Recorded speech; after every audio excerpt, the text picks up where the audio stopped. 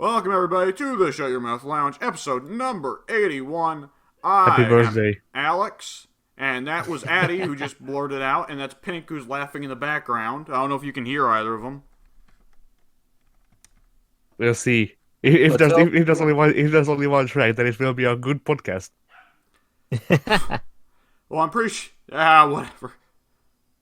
Hopefully, if it's track 1, it'll get both of our audio. If it's track 2, then you guys are going to be responding to nothing. Yeah, we'll see how you have the exporting settings set up. Yeah. Whatever. I mean, you can check it while we're recording, actually. So It's going to run on track 1. It's set to record both track 1 and track 2, but if it no, the exporting settings. You can check them just to make sure. Oh no, I have it set to export those, yeah. Okay, good. But yeah, so we ain't got many topics today. So Kazurai, it was a year ago Kazurai announced he was stepping down eventually from the position of CEO of Sony, right? I think so. Yep, well, he retired. Somebody get like streamers or something and the little noisemakers. You mean streamers? Yeah, streamers. Let's get freaking Ninja and Erika in here. Yeah, Did you hear Etika went missing the other day? Oh, is that why he's trending No, on I Twitter? no, I don't follow Erika. I just heard like last I heard about Erika, he was just a React channel, and then I don't know, half a year goes past, and then I hear he went freaking crazy. Like he genuinely has issues. Yes. That's the general YouTube trajectory for React channels, isn't it? I think it's Or any channel for that matter. kind of, yeah, but Etika, it's been a very big thing with, like, some of the news, like I follow some degree of Rooster Teeth news, because I do enjoy some parts of Rooster Teeth, though that's steadily declining with time. But Etika, it's been a whole thing of, like, his mental health has been steadily declining. There's been several instances of, like, people who are close to him getting very worried he's going to commit suicide any day now, and just yesterday he just went missing. And, like, legitimately the NYPD put out, like, a bulletin, hey, this guy went missing, we need to go find him. And it was the weirdest thing in the world because NYPD tagged Keemstar on it. And Why I hear Keemstar? Addie laughing over there. I assume it's because... Isn't Keemstar the YouTube drama guy? No, I'm pretty sure he was kicked off of YouTube again because I'm pretty sure that his channel that got big was the the fifth channel that they banned from him. So Right, but isn't he I the don't guy who know. reports on YouTube drama? I don't freaking know, dude. I think he is. So he's probably been keeping tabs on this because he's making money off of it, of course. But yeah, just that little bit from, like, obviously I haven't been keeping tabs on the case. I've only been seeing it insofar as it's related to Rooster Teeth, and that Etika does a lot of collabs with, like, Achievement Hunter and stuff, but other than that, I wouldn't say I'm too knowledgeable on it. And we had to transition the topic immediately because none of us give a shit about Kazurai. Yeah. I didn't know who he was until the other day. And similar, well, not similar. It's not actually all that similar. The only similarity is that it's about one of the behind-the-scenes guys. But hey, so remember all that stuff about Randy Pitchford potentially, like, stealing money from Sega? Yep. And he might actually also be diverting a lot of money to a personal company? Yep. Yeah, Yeah. apparently a Gearbox employee is bringing out actual serious proof that he may have done that. So this is apparently related to the USB case, the infamous USB case. So apparently that case was determined to be salacious, the USB drive, so, I mean, I don't know if this guy is then reliable. But apparently they're starting up the case again. I'm looking for the exact bit of dialogue here, the exact sentence here that we're looking for. But, yeah, it seems Randy Pitchford can't stay out of gaming news anymore, can he? And for all the wrong reasons. Randy Pitchford is actually the leader of the Psychos. He has the shiniest meat bicycle. That'd be interesting. I'd be interested to see him play along with it. Yeah, I see documents being mentioned in this article, but I don't actually see what documents there are. Fuck it, we'll just go with documents. Alright, so whatever. That was just another little thing I wanted to add to the ever-increasing case of what the hell Randy Pitchford. The other thing is, apparently yesterday or something, he uploaded to his Twitter like a death threat somebody sent against him, except that a lot of people think it was probably fake and that he made it himself. Including that like it was legitimately printed out, just printed out. Or something like that. So, yeah, I don't understand. This is now veering away from territory of where we can just laugh at Randy into territory of like, okay, Randy might get in serious trouble here, and this is beyond our legal expertise. Yeah. But let's point and laugh while we still can. Well, we still can. Ha. There you go. That's my state time forced laugh. Before he has to go in the concrete box. Yeah. Ah, Before he's going into the gearbox. we still hope Borderlands 3 is good, though.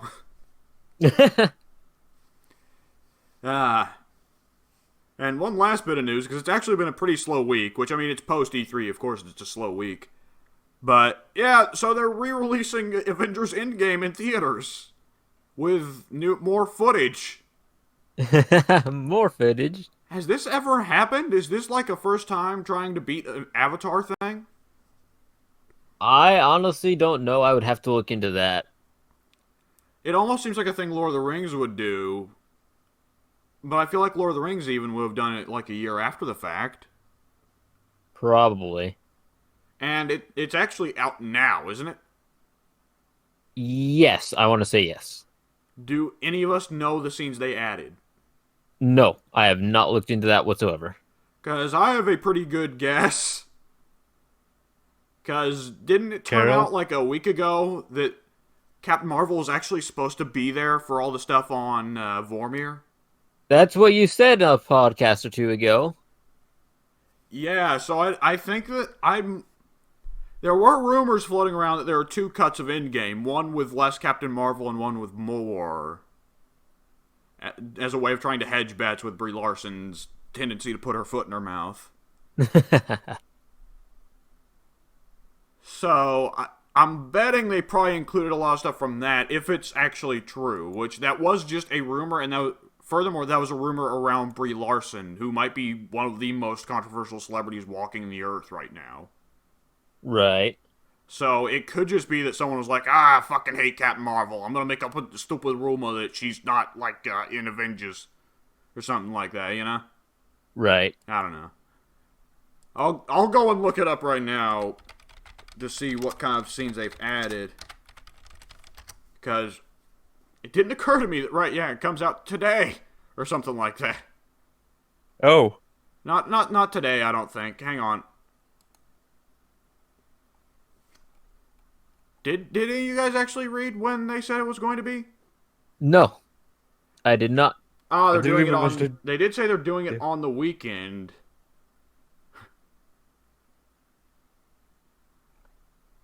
People watch Endgame, they start exiting the cinema, Stanley rises out of the grave. The grave. Oh, Wait, man, there's more. You know what's awesome? Yeah. When a website has an ad that automatically plays audio. Yeah. Oh yeah, that's the greatest. So that means I can't look that shit up, because I tried to look that up and got a big ol' ad that played some weird clicking noises. Nice. So, that's not happening today. Whatever, we can... Alright. You know what? Let me pose a question. Pink, if there was a storyline that you thought was too thin in Avengers Endgame and you would like to see more scenes for it, what would it be? Anything involving Hawkeye. Yep. Because he gets the intro sequence. That implies he's a central character of the plot. Right? Like, who gets the intro sequence in Infinity War? Thor. And Thor is the one who gets the most hits in against Thanos in Infinity War. But here in Endgame, who is the one that gets the most hits against Thanos? Either Wanda or Carol, and neither of them got the intro sequence.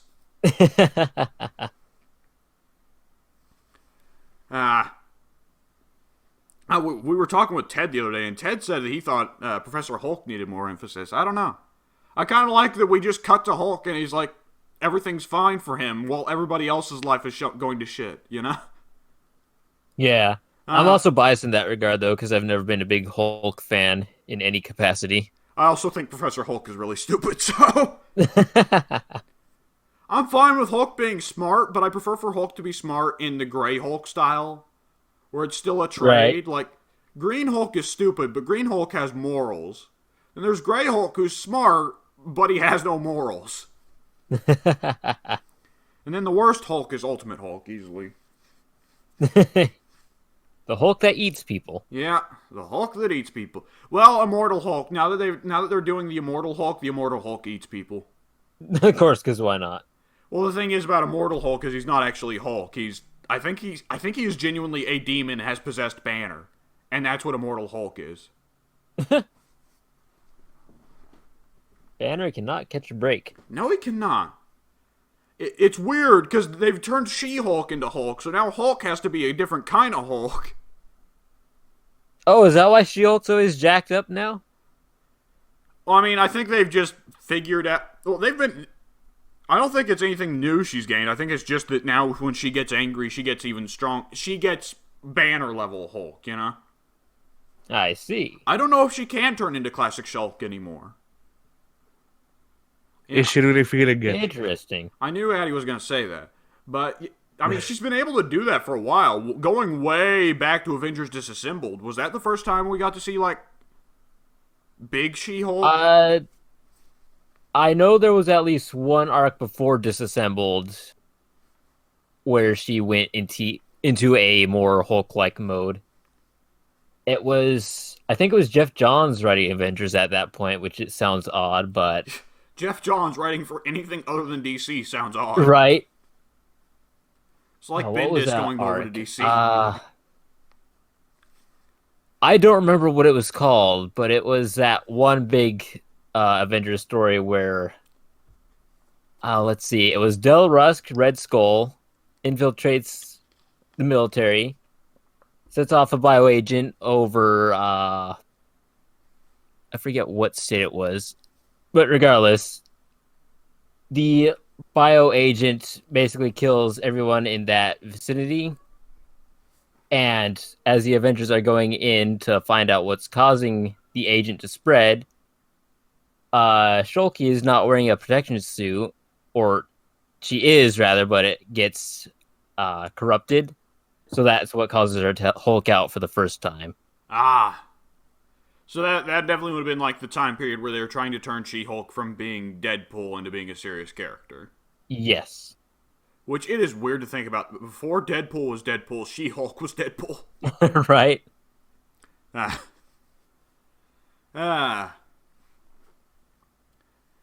wonder if they'll ever get around to putting She-Hulk in the movies. He's probably better fit to a TV show, but I mean, that would require too much special effects budget. Right. Yeah. Alright. Hey, Addy, what we got coming up on the channel this week? This is the fastest we've ever got to this, but fuck it, because I'm just going to go ahead and say I've got a lot to talk about that I've done this week. Oh, good, because I got next to nothing to talk about. Oh, wonderful. Alright, give me a sec, because I looked it up, but I forgot already. Freaking hell. Right. So, first things first. Around the time of this podcast, we'll be coming out with E3. So... We're hosting E3 a second time this year. Yeah. Yeah. Yeah, we did some reactions to E3. And those are coming out, yeah? We've got recordings of our reactions for Ubisoft and Square, right? And Microsoft. We do? I thought that one got like 8 in post or something. No. It was the first one I did. Oh, okay. Huh. But yeah, we got that coming out. That, and then, on the 24th, is coming out. Warhammer Vermintide 2. Yeah! Start of a miniseries. Yeah. One with a very definite end, unlike some of our series. And then, yeah, go ahead. I'm just going to go ahead and say, we try and beat all the levels on Champion. Or not is it champion or is it veteran? It's veteran. Yeah, It's if we veteran, tried yeah. to beat it on champion, Pink would just get butchered. I would just get butchered. Is that the I don't think that's the difficulty where Storm Vermin hand out one-hit kills, is it? It is. Oh, It God. is. Yes, Pink, in case you're wondering, there is a Vermintide difficulty where the armored rats one-hit kill you. I thought they always one hit killed you. No, No, at they this do hit kill difficulty, you. it's only a 3-hit. Well, it depends on recruit or whatever the first one is. It's 3 hits. On veteran, it's 2 hits, and then it's just 1 hit. Right, but I think if you have more power, then it increases your health, doesn't it? Or does it only increase your attack power? I think it only increases your attack power. I'm gonna be honest, the power system's stupid. Yeah. Because it might as well not be existent. It might as well just be you pick up different guns, you know? Yeah. So, yeah. No, you go ahead. I wasn't gonna say anything. So there's that, and then on Friday you're getting Minecraft. Yeah! Oh man! We played it on the podcast a Start bunch, the but we Minecraft have... series. I'm sorry? It's not a series. Oh, it's just a one shot. Yeah, it's a one shot. We only recorded that one time, big, because the other times got freaking demolished Oh, by that's my recording right. software or whatever the hell happened. I forget. Right. And then we demolished the rest. Yeah, Oh, man. but yeah. So basically, the title of To the be video. fair, that world was fucked. Yeah, I just wanna point out how the title of the video is just the state of the series. I begin, I end, I begin again, I end again. So there you go. That's Minecraft the series, the FOS series summarized. That's a lot of our series, honestly. That was Terraria, too. Yeah, Alright. Addy, you got anything coming out on your channel? no, we don't have the time yet. Okay, Pink, you got anything coming out on your channel? I think I might have my recorded ranked match coming out this week. I don't know. Alright. I might or might not do something this week. I don't know. I've been considering whether or not to do Warhammer for a long time. I think I've ultimately decided not to because I don't have a solid state drive, and if you don't have a solid state drive, then loading screens in Warhammer typically can take anywhere from 1 minute to 2 minutes, which is just too Ooh. awkward for streaming or let's playing. Right. I mean, with Let's Playing, it's fine because you can cut out the loading times, but Yeah. You could, but that'd still be a lot of work. However, I found an alternative game for me to do. And I think Addy also found this game. Ninja Gaiden Black. yeah, Yeah, that would be a fun one to record. I don't know. F-U-N. Ooh. Ooh. Give me a second. I need to look up the lyrics for the reference that I'm making. Oh, man. Oh, that is a prepare your anus game right there. There we go.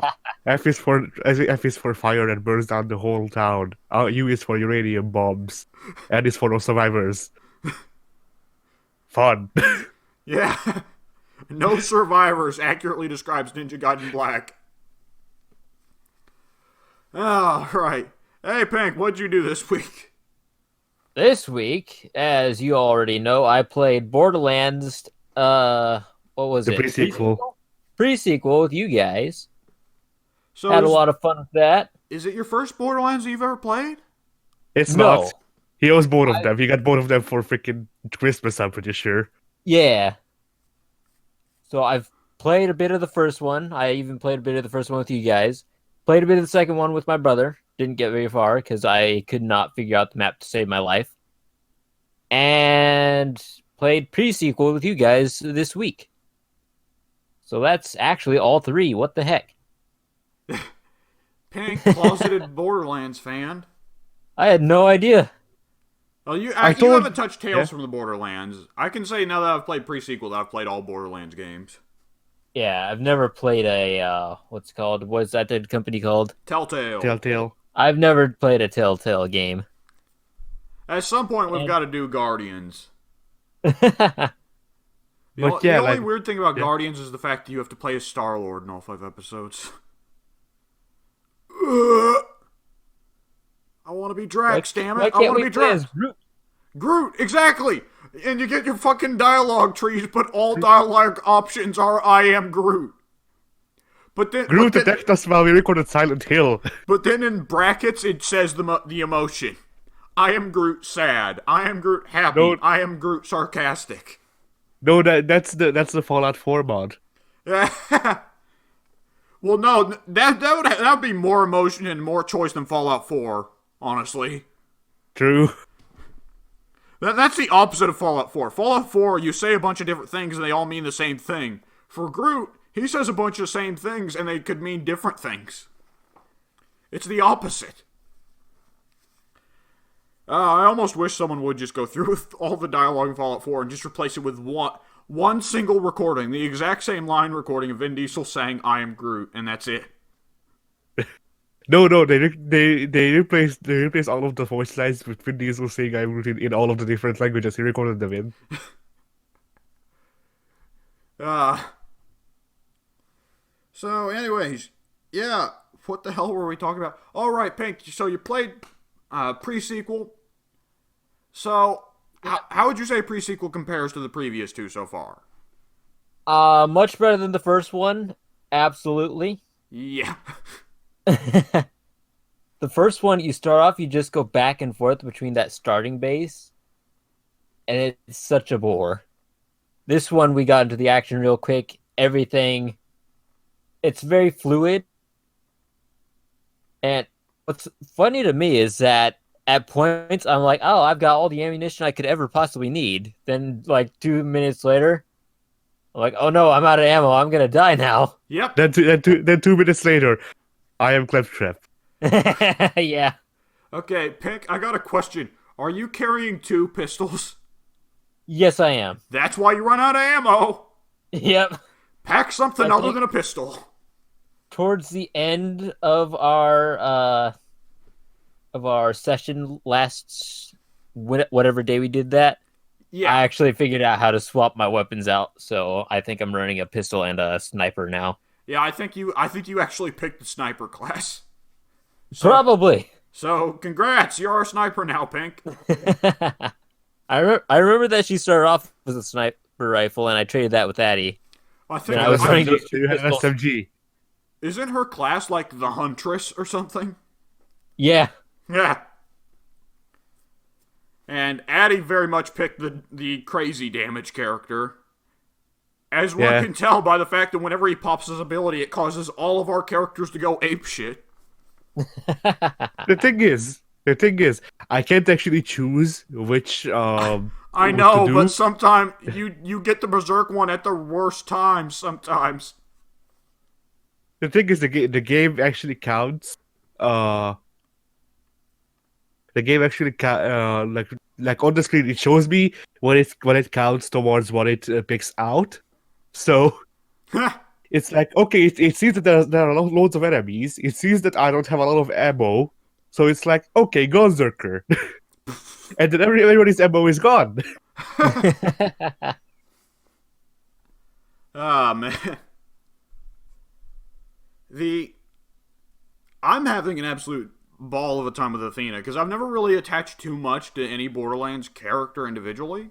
At least partially because, like, I don't know, Addie, if you've ever had this problem with Borderlands, I'm always way too hesitant to spend my ability to pop my ult in Borderlands. Whereas Athena, she gets the shield constantly, so I'm just constantly bringing it out. I'll be fighting a single bandit, and I'll be like, "Bring it on! I got a shield." Yeah, once we go to the second Borderlands, I don't know who I'll go with because I like Krieg. I played through most of the game with Krieg in the freaking like weekend that it was free at one time. That locked my level 70. Ah, Well, the thing is, I went through most of the game, like I want to say like 3/4 of the game with Zero beforehand, and I felt Zero was really limiting, but also his abilities saved me a lot of times. You know the freaking Bloodshot or whatever gang hideout that you need to go to save Roland. nope, did not get that far in the game. Oh, okay. There's this big cylinder that you have to go up, and there are just badasses everywhere. So so what I did once was pop Zero's ult so that I get the shadow clone and just run, and it works. But Ha! so it's like on one hand I like Krieg more because I feel like Krieg has more potential, but also I just have these memories with Zero. I mean, the question is, do you want to play aggressively or not? I mean, It's whatever. Yeah. because Zero is very much a sniper character. Unless you build him for pistols and melee, which I don't imagine you will. Right? I don't. Yeah. You don't like pistols, right? I only ever use freaking Jacob's revolvers, dude. Oh, okay, never mind. And like it's all Jacob's revolvers and sniper rifles. I don't even remember if Krieg has a gun specialization, does he? No, he just has different kinds of his ult. So like in one of them he gets set on fire and breathes fire as well, I think. In the Right. one that I have going with my Krieg save right now, he instead of fighting for your life, it makes him a suicide bomber. And if he And then successfully blows up someone, he gets revived. yeah, It's reverse logic. I'm dying. Time to blow myself up. I'm alive. yeah. So that, and then I forget which what the last one is, but I don't think he has a gun specialization. No, Yeah, because it's all about the X. I'm also torn with Borderlands 2. I don't know if I'd want to go with Salvador or Gage. Because Salvador is Salvador. You get to be a dual-wielding dwarf. What is not awesome about that? But then Gage gets a crazy robot. And she's also kind of crazy. And then Pink is just stuck there. Yeah, Pink goes with any of the other ones, but yeah. That's why I like Claptrap because I don't need to choose. The game chooses for me. Yeah. Like, sure, Claptrap has his own specializations, but I just go into randomness. I build into randomness, and then the game just decides what it wants me to be, and that's good enough for me. Oh, man. Because like the thing is, you don't see it, I don't think, but like every 10 seconds with how I have him built now, there's just a pop up telling me what type of gun is actually good now, and I would need to switch between gun types to actually be able to use Claptrap to its fullest extent. But like we don't have a freaking SMG, we don't have an RPG, we don't have a shotgun, so and also I also don't have 4 weapon slots, so I can't really switch between all of those gun types. Yeah, it's one odd thing about pre-sequel's pacing. Pre-sequel is very good about getting you right into big fights, getting you the car almost immediately, all that stuff. The one thing that pre-sequel is oddly bad about is that it really doesn't like to give you any guns other than pistols, assault rifles, and sniper rifles in the early game. Yeah. Because I'm Athena, I have a shield, I should be getting in people's faces. Give me a shotgun, please. And I'd imagine Pink would like a better sniper rifle spawn rate so he can actually snipe. Right.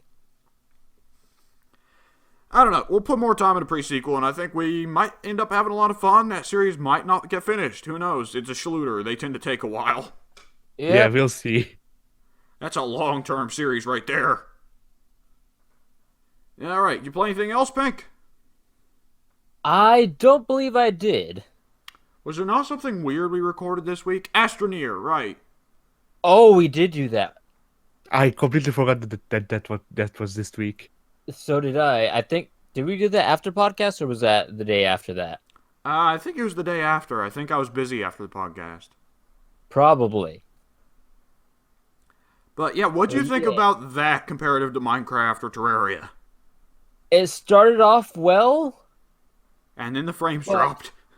Yeah. It's like, I enjoyed the concept, but you make so little progress in such a long amount of time.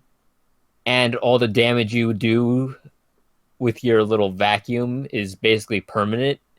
Because we could never figure out what we needed to do to actually elevate the land back to normal. Yep. So that was a real bummer. Also, it really hindered our ability to explore the caves and find whatever minerals or things that you were looking for. The So pacing we'd was terrible. yes, we'd all often like enter a cave, grab some I don't know purple dots off the walls, and then we'd die with them and never get them back because we couldn't make our way back out of the cave to get the oxygen again. Addie, you were the one sitting in the base. How many times did I come out of that little doorway there? I wasn't counting, but I just want to say that actually our amount of expending is actually a lot more than what's supposed to be. So actually, we were going really fast. Oh my No, we are god. yeah. progressing. We are progressing really fast. It's just that, uh, well, once again, when I last saw that game, the gun wasn't picked to pieces. You could still elevate the ground and all that without getting the different mods that I figured out like 10 minutes before we stopped recording. So, I feel like if we had the mods, then it would have been easier. But yeah, the thing is, what I was going to say, yeah. So, just to show an example, the guy I watched playing that game, played it during the like alpha beta stages, and it took him, I want to say, like 15 episodes, all of which were 15 minutes, but those 15 minutes were cut down from what I assume is like 3 to 5 hour sessions. So that's that's 15 3 to 5 hour sessions just to get off the first planet, and Oh, everything is also procedurally generated. So yeah, yep.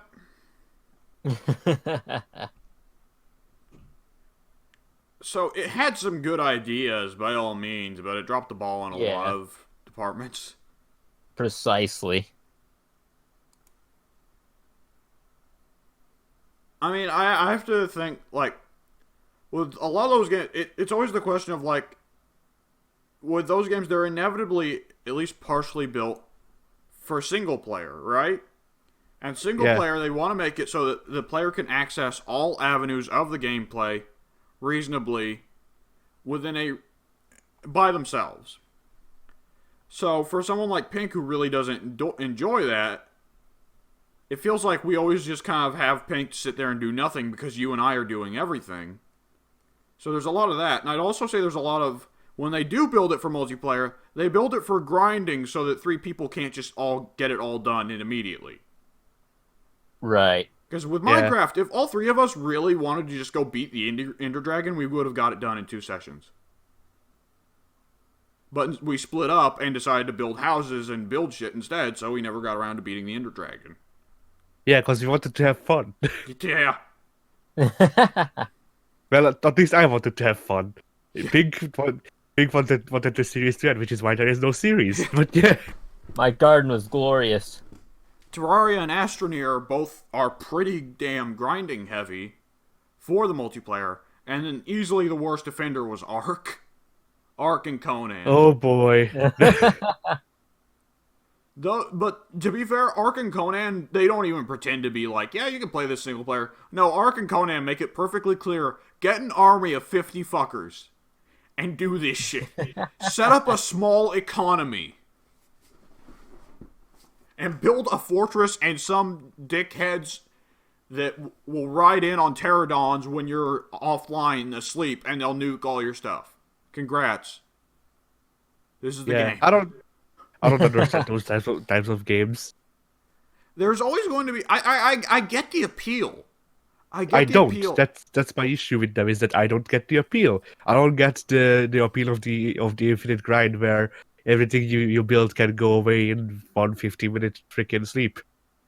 Well, I think the idea with some of these is build a settlement, build a group that gathers enough people that it can last all day just fine.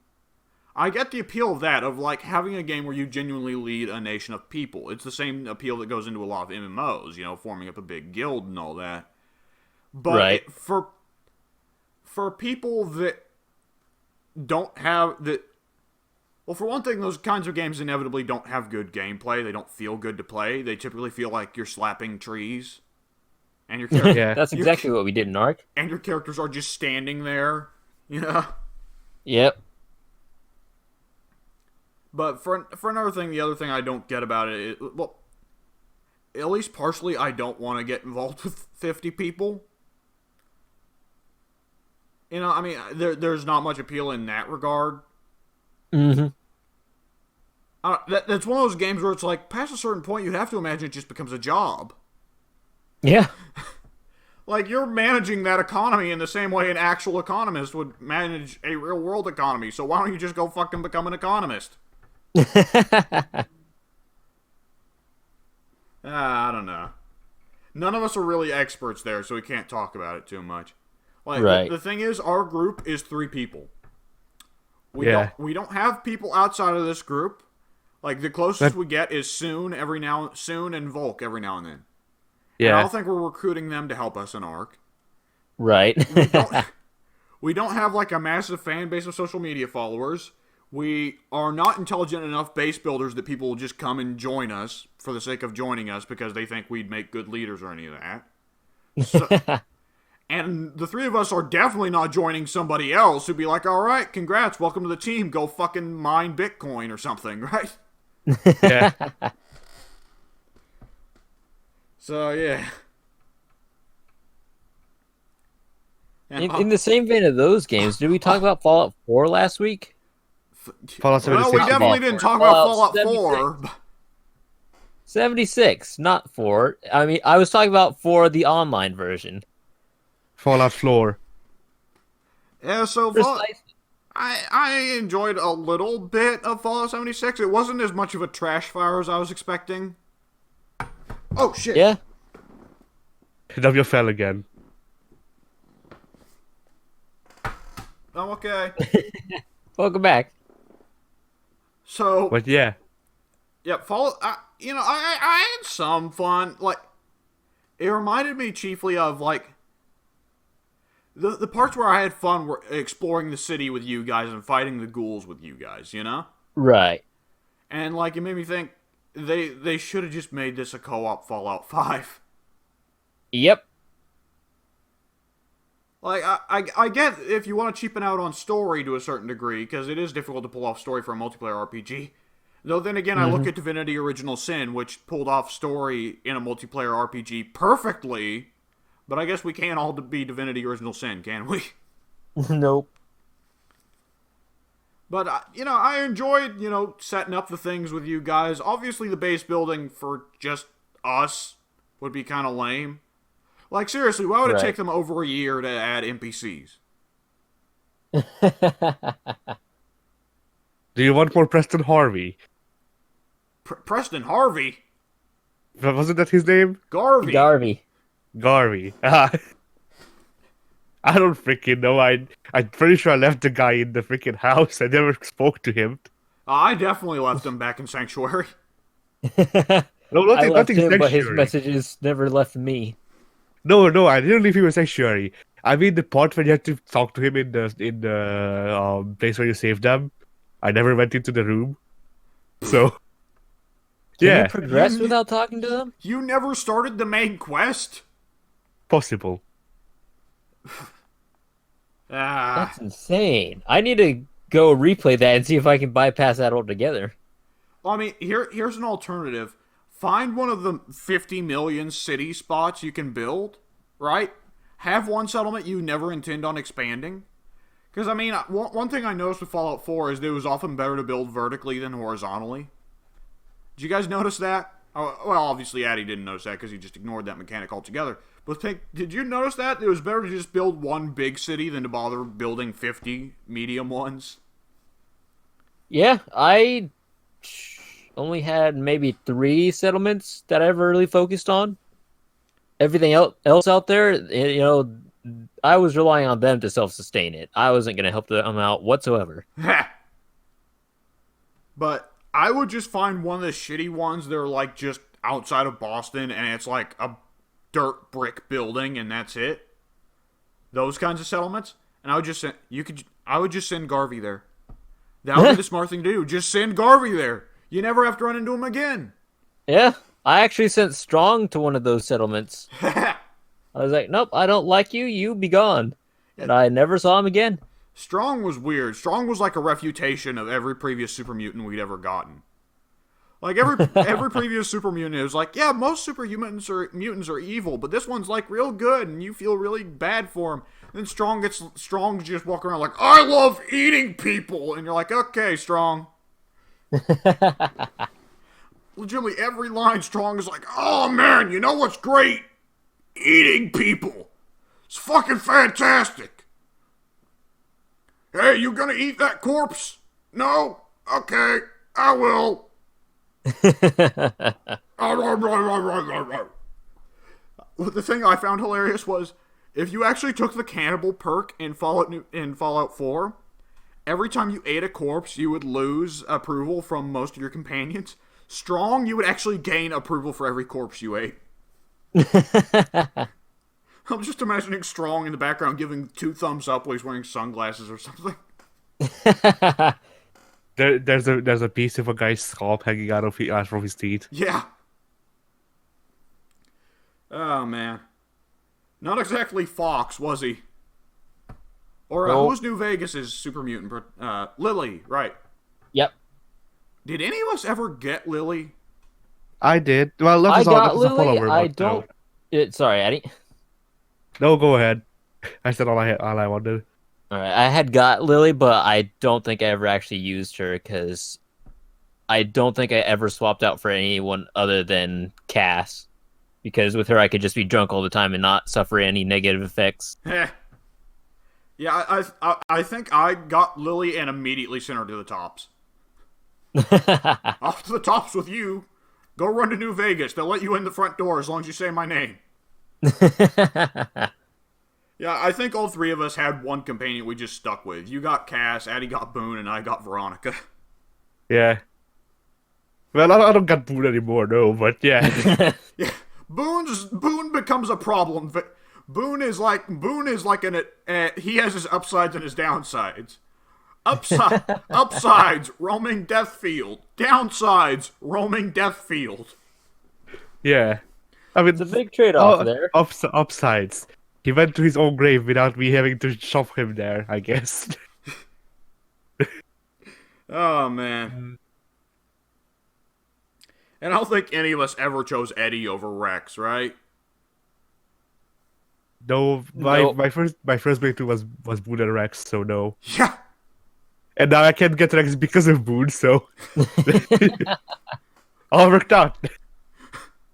And every time Addie describes his Fallout New Vegas playthroughs, I just imagine Boone covered in blood with like the most plain, bored looking face. And Addie's in the background, like with his hands up in the air, like, what the fuck, Boone? Pretty much. I say that it's pretty close. Yes, the only parts that like there were parts where Boone just hangs back, and then that was when I went psycho. Cause like yeah.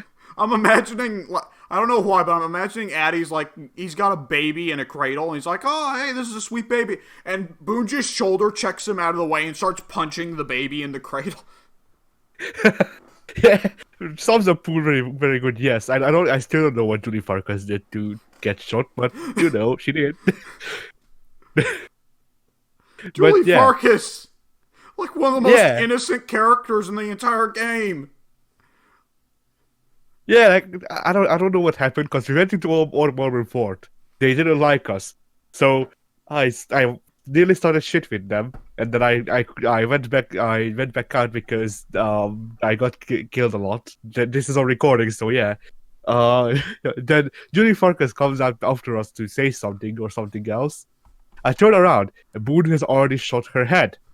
There is no head. There's just a body. So. Like, I don't know what Julie wanted to do. She might have wanted to talk things out. Never gonna find out now. But yeah, like my favorite memory from my first playthrough of New Vegas was Boo kills everyone in the freaking in Kaiser's camp. Everyone's dead. Kaiser is dead as well because I killed him for the power fist. I put on the power fist. Benny is like kneeling next to Kaiser or whatever the hell because he was kidnapped and I didn't kill him in the casino. So I go up to Eddie. He's like, "Hey, pal, wanna make friends?" I hit him in the head so hard that his body explodes into pieces. Oh man. So Ah, yeah, those are the times when remember when Fallout was yeah, good? yeah. Remember the three games that Bethesda didn't make, thus making Fallout good. Hmm. But yeah, like I love how all of my memories is just either Boone killed someone or I killed someone. There is no in between.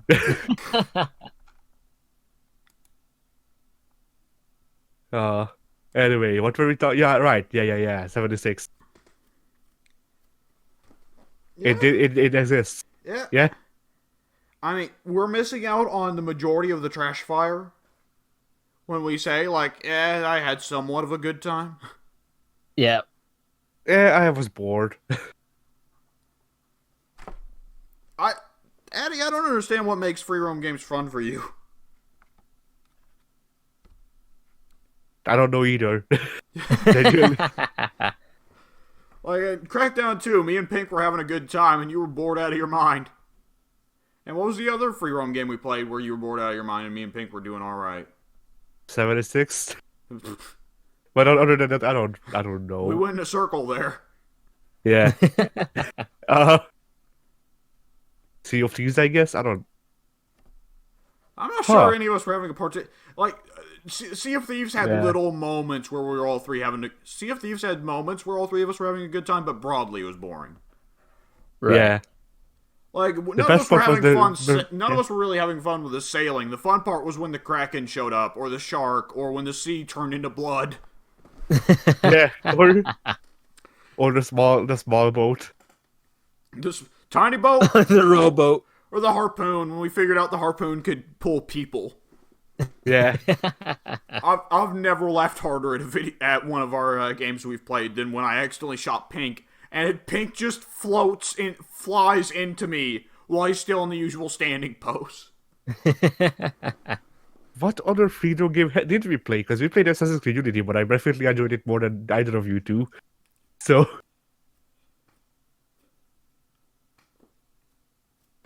Oh shit! let me see if I can find it, but that'll probably set a thing. Because like, let's list the free-roam games that we did play. Like, there's Minecraft, freaking Portal Knights, Farming Simulator. that Oh man. Can we count the Boat Saga as free roam? the Boat Saga. The Boat Saga. Oh, you mean in Toluca Lake? Yeah. Yes, The I'll adventure. count it. So Pig, we Alec, we recorded. Addie and Alex's Bizarre Adventure. Yeah. So Pig, we spent 15 minutes going right. In Silent Hill 2, there's a part where you paddle on a boat, and we spent 15 minutes paddling in circles talking about random shit. Before eventually I just looked it up and it's like, "Oh, follow the light, dumbass." And we got there in 50 seconds. Oh man. That was a 50-second gameplay segment. It took us 15 minutes. And me and Addie were just talking while we row in circles. Gee, we've been rowing for a while now. How long do you think this river is? Oh, man. There's a character in Game of Thrones who spends like 2 whole seasons paddling out in the ocean. And everybody was like, "What? How? How?" And now I'm like, I understand. Because he was going in circles as well. Okay, I can't find any other free-roam games that we've played. Cause like I'm so far back in the freaking video archives that I'm seeing the Cards Against Humanity videos. Oh, God. Yeah. They don't go GTA? back farther than that. I'm not sure any of us were particularly excited in GTA. That one's just too static to get any fun out of. Yeah. Yeah. I mean, it's one of those things where you can't influence the world enough to really leave your mark or any of that.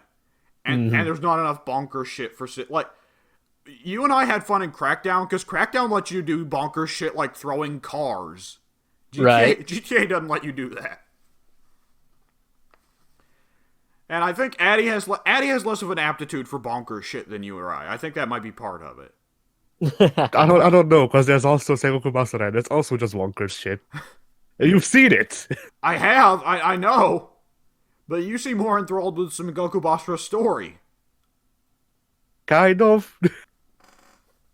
I mean, I love the stupid shit they do. Because I love freaking Hatman Yeah, just disappearing into the hat. It is different kinds of bonkers, because either way, like, Crackdown, it's over-the-top superhero shit. With Sengoku Basara, it's Japanese weirdness. Where a man kills people with his hat, you know? No. The man becomes his hat to kill people. And let's not forget, it's Japanese, so he probably doesn't kill those people. All those Japanese soldiers in the Sengoku era, they didn't die. Yeah, that's actually a weird thing that I've noticed is how Sengoku Basara Yukinen actually says KO, but then when the Devil Kings just said kills, so Kiryu never killed anyone. And neither did Batman. You just KO'd them. Kiryu and Batman, masters of not killing. I mean, The fucking parts of Batman Arkham Knight where Batman runs them over with the Batmobile, he's not killing them. yeah, the Batmobile is actually a lot lighter than we expect. It's in fact made out of bubbles, bulletproof bubbles. It's made out of polystyrene. Oh god, can we just stop talking about Arkham Knight? Yes. So, what were we even talking about? I don't freaking know. We were trying to go through Pink's week. Right, Pink. Continue. I don't think we recorded anything else, and I know that I'm pretty sure I didn't play anything else by myself. So, Siege as per usual, right? yep, Alright, have you gotten around to watching The Good Place yet? I have not. I have not opened Netflix in about a week. I would seriously recommend that if you can even just get a couple episodes in, because I think you would absolutely love that show. Nice. Alright. Addy, what you been up to? Right, so let's start with the bad. I played Rivals of Aether, whatever. Okay, Oh shoot! I did do something this week, but no, not this week. Was it this week? I don't know, Pink. I haven't been here for your week. Yeah, I think I played that. Well, Pink, No, it let was me check the Thursday. video recordings Whatever I my have day of off you. was. So yeah, go ahead, Addy.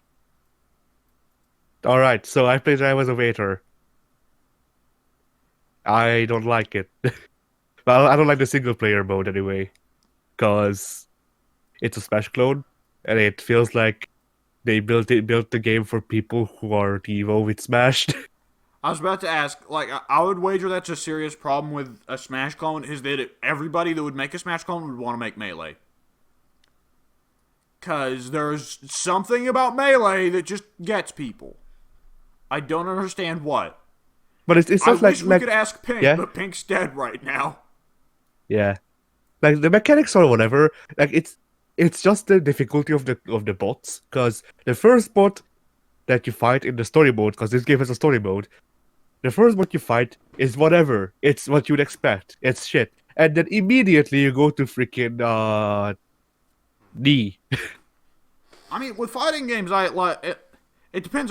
How are you talking about, like, for the difficulty of them? Are we talking like the kind of boss that's just master of blocking and parrying and blocks and parries everything? Yes. The second enemy in the story that I tried, because you can choose the character you want to play as, and then you get their story. But the story that I tried, the first enemy is a pushover. The second enemy parries every move, and also doesn't get eliminated on 200% health, or whatever the hell it's called in Smash. 200%. There eliminated. are some recovery elimination thing. masters who can recover from any health percentage. Like, Pink, I'm sure you've seen your share of them. Oh yeah. I'm curious to hear, like, so what Addy says, Addy's not big on it because he says it's trying to be too close to, like, a pro Smash, and I assume this means close to Evo. I mean, not Evo. Yes. Close to Melee. Yes. What is it about Melee that every Smash clone wants to imitate? That's an excellent question because I'm not a melee master. I believe there's something about the speed and the gravity effects in that game that allow you to pull off very unique things that no other Smash Bros. Game has done before. Oh, you know what's a good question to have here, Addy? Does Rivals of Either have wave dashing? What's wave dashing? Well, I mean, that says enough, doesn't it? I don't think it does because I don't think Rivals of Either actually have shields like It does. Smash Bros. Does. Well, it doesn't. What It doesn't isn't have it like a temporary thing? It's more of Yeah. a timing based thing. Yeah, it's a parry instead. Yeah, more in line with like the perfect shielding of Smash Ultimate. Really? So you don't get to block, it's just parries. Yes. Yeah. It's parries and rolls. That's interesting. That's kind of different to just not have a block but have a parry. I need to look into this Rivals of Either. But I mean, It's free with gold, but also there's only a two-person multiplayer thing. So but yeah. So, anyways, how's the roster? Did you put much time into the lab with the characters to check them out? I tried out a couple. They're, they have their differences. For example, the guy I made, has missed. Also, think like basically how it has is that I think there's 3 characters for all of the 4 elements, but you need to play through story mode to unlock 4 of them. The like big guys. Okay. So yeah. What I'm curious about here is like, are we talking like advanced mechanic characters, or are we talking a roster of Ryus and Kins? And Chun-Li's, I guess. I'd say more on that. Well, I don't know about advanced mechanics, but like for example, there are 2 people in the Fire Nation, or whatever the hell you want to call it. One guy has mist as his thing, and he can disappear into the mist or whatever. The other guy can put fire on other people, and that's his gimmick, is that he can light people on fire. And it's like a mechanic where, like, does he do increased damage to people who are on fire? No, it's just damage over time. The mist is a thing where he can suck the mist up, and then he does more damage with explosion. Okay. I think I need to look into this game just because I'm curious to see, like, I'm curious to see a quality attempt at doing Smash from someone else. Because Right. Me and Pink have both played Brawlhalla, and it was not quality. I've also played Brawlhalla. So you can vouch for it not being quality. Dude, my only exposure to Smash was the freaking demo for the 3DS version. So, Yeah. but yeah, the Brawlhalla. I don't know about whether or not it's good or not, but I do know that it forced me to play online against other people, and then I beat them, and I had no experience with the game. Well, they've added an online mode since. You can definitely play against bots now. But yeah, I'm really curious to see how that works out. I don't think, have any of us here got to play PlayStation All-Stars? No, I did. Now, isn't PlayStation All-Stars like wildly different from Smash? It's way more combo focused. Yes.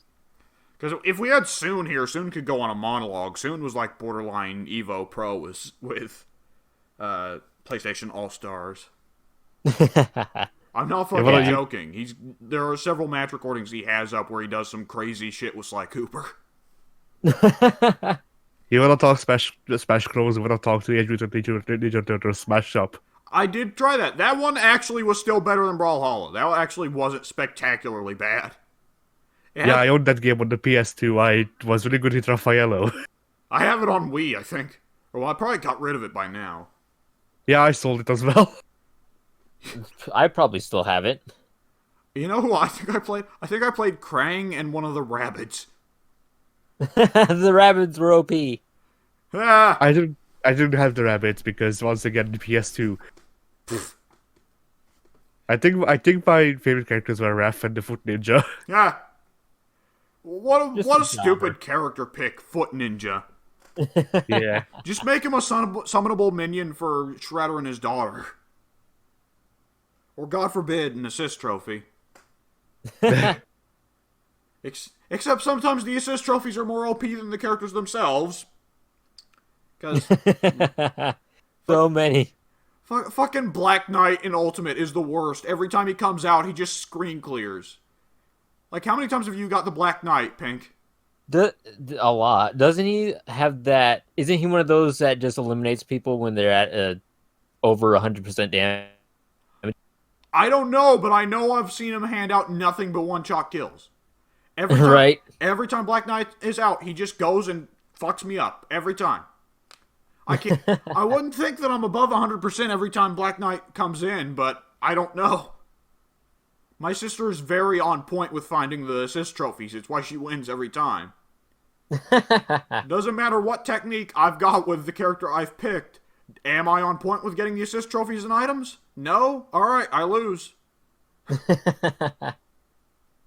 My sister and I have reverse problems. With Smash, I'm always like, get rid of the items. And then my sister's like, but I can't win without items. But then we go to Mario Kart and I'm like, bring in the items. I can't win without items. Because my sister's one of those crazies when it comes to Mario Kart. You ever played with a Mario Kart crazy? The people who figure out like the top build to get the most efficiency out of the stats. And for some reason it's fucking Wario on a motorcycle with tiny wheels. Yeah. And in what was it? Mario Kart Wii, it was Funky Kong on a motorcycle. Why was Funky Kong in Mario Kart? I have no idea, but he was apparently the most OP character in the game, and that's why they never brought him back. That's actually hilarious. He was just too good. He has no style. He has no grace. It'll always be weird to see rare characters on a modern Nintendo game. Like, it is gonna be it's weird enough seeing King K. Rool in Ultimate. It's gonna be surreal with Banjo now. Banjo-Kazooie. Coming to Smash. Nobody ever thought this would happen. Banjo-Kazooie is genuinely the last one. The last big one that everyone was calling for. Now that Banjo's there, I would say the classic Nintendo roster is fully complete. Now they're missing one really classic Nintendo character. Okay, you're either going to say Conker or Bubsy. Goku. Goku. the bestest, most classic Nintendo character. Get out, Addy. I'm still pulling for Doom Guy. Fuck all of you. I want his bunny. Yeah, I say Doom Guy should have the bunny for his taunt. Because the chief problem with bringing Doom Guy into Smash is that he's too over the top and masculine, and Japanese audiences hate that. Bring in the bunny. It'll soften him up. It'll soften him up. He needs to be softer. Yeah. And, you know, they love to have those stupid little gags in the middle of the trailer of the character doing something funny. Have Doom Guy pick up the stupid bunny, the bunny hat thing that gives the jumps. Yeah. And then have him do his bunny taunt. Yeah. Perfect. You got this marketing figured out. I do. And put Dante in there because I like him. And shut up. I'm still pulling for the underdog land speed. He's been dead for 50 years. All I heard was dog's penis, so I don't know what you said. I said let's bead. I'm sorry? Literally just the red guy from Contra, the first one. Right. Because the thing is, like that character has the stupidest character arc. Because in the first Contra, he's the recolor, and then in Neo Contra or whatever, the like fifth one that's on the PS2, turns out he's the villain, and then he dies. Surprise deep dive into Contra lore for Maddie. Yeah. I feel like if they wanted to pull a Contra guy, they'd have to pull a Dragon Quest. Like, here's one character who's 5 characters. Right. I mean, I'd be fine with that because that means that we get all of them. So Yeah. I just you don't play. Yeah. And the thing is, even if they don't, I just play Joker or Charizard. I'm surprised Joker hasn't turned out to be mega OP. Has he, Pink? You keep a better thumb on that pulse. I don't think anyone is mega OP at the moment, so no. 'Cause, I mean, They did nerf Pichu. yeah, they turned Pichu back into being a joke character. Yeah, I feel like there was a Sakurai diatribe right there. probably. Because that's a very Sakurai thing to do, where, like, this character's actually competitive when I didn't want them to be. You're right. I mean, all in all, I'm still fine with Pichu being a joke character. I'm still going to use him. I don't mind any of his nerfs outside of the fact that they made him enormous, so he's like almost bigger than Pikachu. What? I'm not seeing They had that. his hitbox, so now he's basically the same size as Pikachu, but it looks really off because Pichu still got those weird proportions where his head is a giant watermelon and he's got a tiny body. I've not seen that yet. So now when he's standing next to Pikachu, it's like Pikachu looks normal. Pichu looks like an abomination. Oh, man. I wouldn't mind it if they left the model the way it was, where he looks small, but just increase his hitbox anyway. I don't mind ghost frames. As long as the characters look like they're supposed to look. But right now, Pichu he looks strange to me. He should not be as big as he is. I mean, the thing is, there's a lot of people that would complain about a character's hitbox being bigger than their model. Right. I mean, particularly considering, like, Smash Ultimate has already received a lot of praise for its hitbox porn, you know? Right. So if that one screwed it up, then there'd be a vocal minority, you know? Yeah. I don't know. I'm not a big fan of Sakurai being like, Pikachu's supposed to be a joke, so we're nerfing him into oblivion. I'm like, no, it's a fighting game. Have the characters be actually competitive. Right. Have I would balance. much rather everyone have some sort of competitive edge to them. Like, well, next patch, Sakurai's like, alright, so I've buffed Meta Knight back to being the best character in the game, because fuck you. He's the best character in the lore, therefore he's the best character in the game. Everybody else is just like, no, Sakurai, that's not how it works. Sakurai comes out. I have nerfed everyone, only Kirby remains. Okay, bye. Jumps off the freaking off the stage. And he jumps off the stage and then rides out on Kirby's star. Oh, man. Sakurai might be one of the most blatantly obvious cases of, like, gee, who's his favorite character on the roster? Yeah. My favorite freaking parody of Sakurai still has to be the stupid name they video gave him, calling him Mashed Potato Samurai. Oh, we need to get a team up of him and Joe Quesadilla. Yeah. We want. Hey, we got a weird writer game developer team up in George R. R. Martin with Miyazaki. So let's see another weird one. Yeah. Sakurai, Why not? Mashed Potato Samurai and Quesadilla. That sounds delicious. Ah. Oh, man. Oh, did you see that they actually, Miyazaki did already do an interview and basically say, yeah, George R. R. Martin didn't write the story to Elden Ring. He just wrote the entirety of the lore. It's like, yeah, that's probably the right choice to make. Probably. Do what you know. And I don't think George R. R. Martin really knows how to write a video game. Probably not. I'd say definitely not. And I think the kind of story that George R. R. Martin would write is not the kind that Miyazaki would do. Because that would require there to be more than 10 cutscenes. Oh, man. So, what else did you do, Addy? Right. So other than that, I also played Ninja Gaiden Black. As did It I. did happen. It did happen. So, how far did you get? Not far at all. Did you get stuck at Nunchuck? No, I got stuck on the White Ninjas, I think. Well, the part after them, I think, is where I got stuck. Because I was like, well, I keep dying and I don't have all the time in the freaking world. So I guess I'll just go and finish the other shit I left half finished and then I'll come back to this. I want to believe that Nunchuck is a ninja nun who is very proficient in suplexes. And also Kotchuk. Okay, here's the thing. Well, you're wrong about the nun part, but yes, the first boss of Ninja Gaiden Black has a lot of command grabs. Eh. So, the thing about Ninja Gaiden Black is use that block button. Use it. Yeah, Block. yeah, Like it feels it's weird to play because I've seen high level Ninja Gaiden play and it's just batshit. You ever seen high level Ninja Gaiden Black play? no.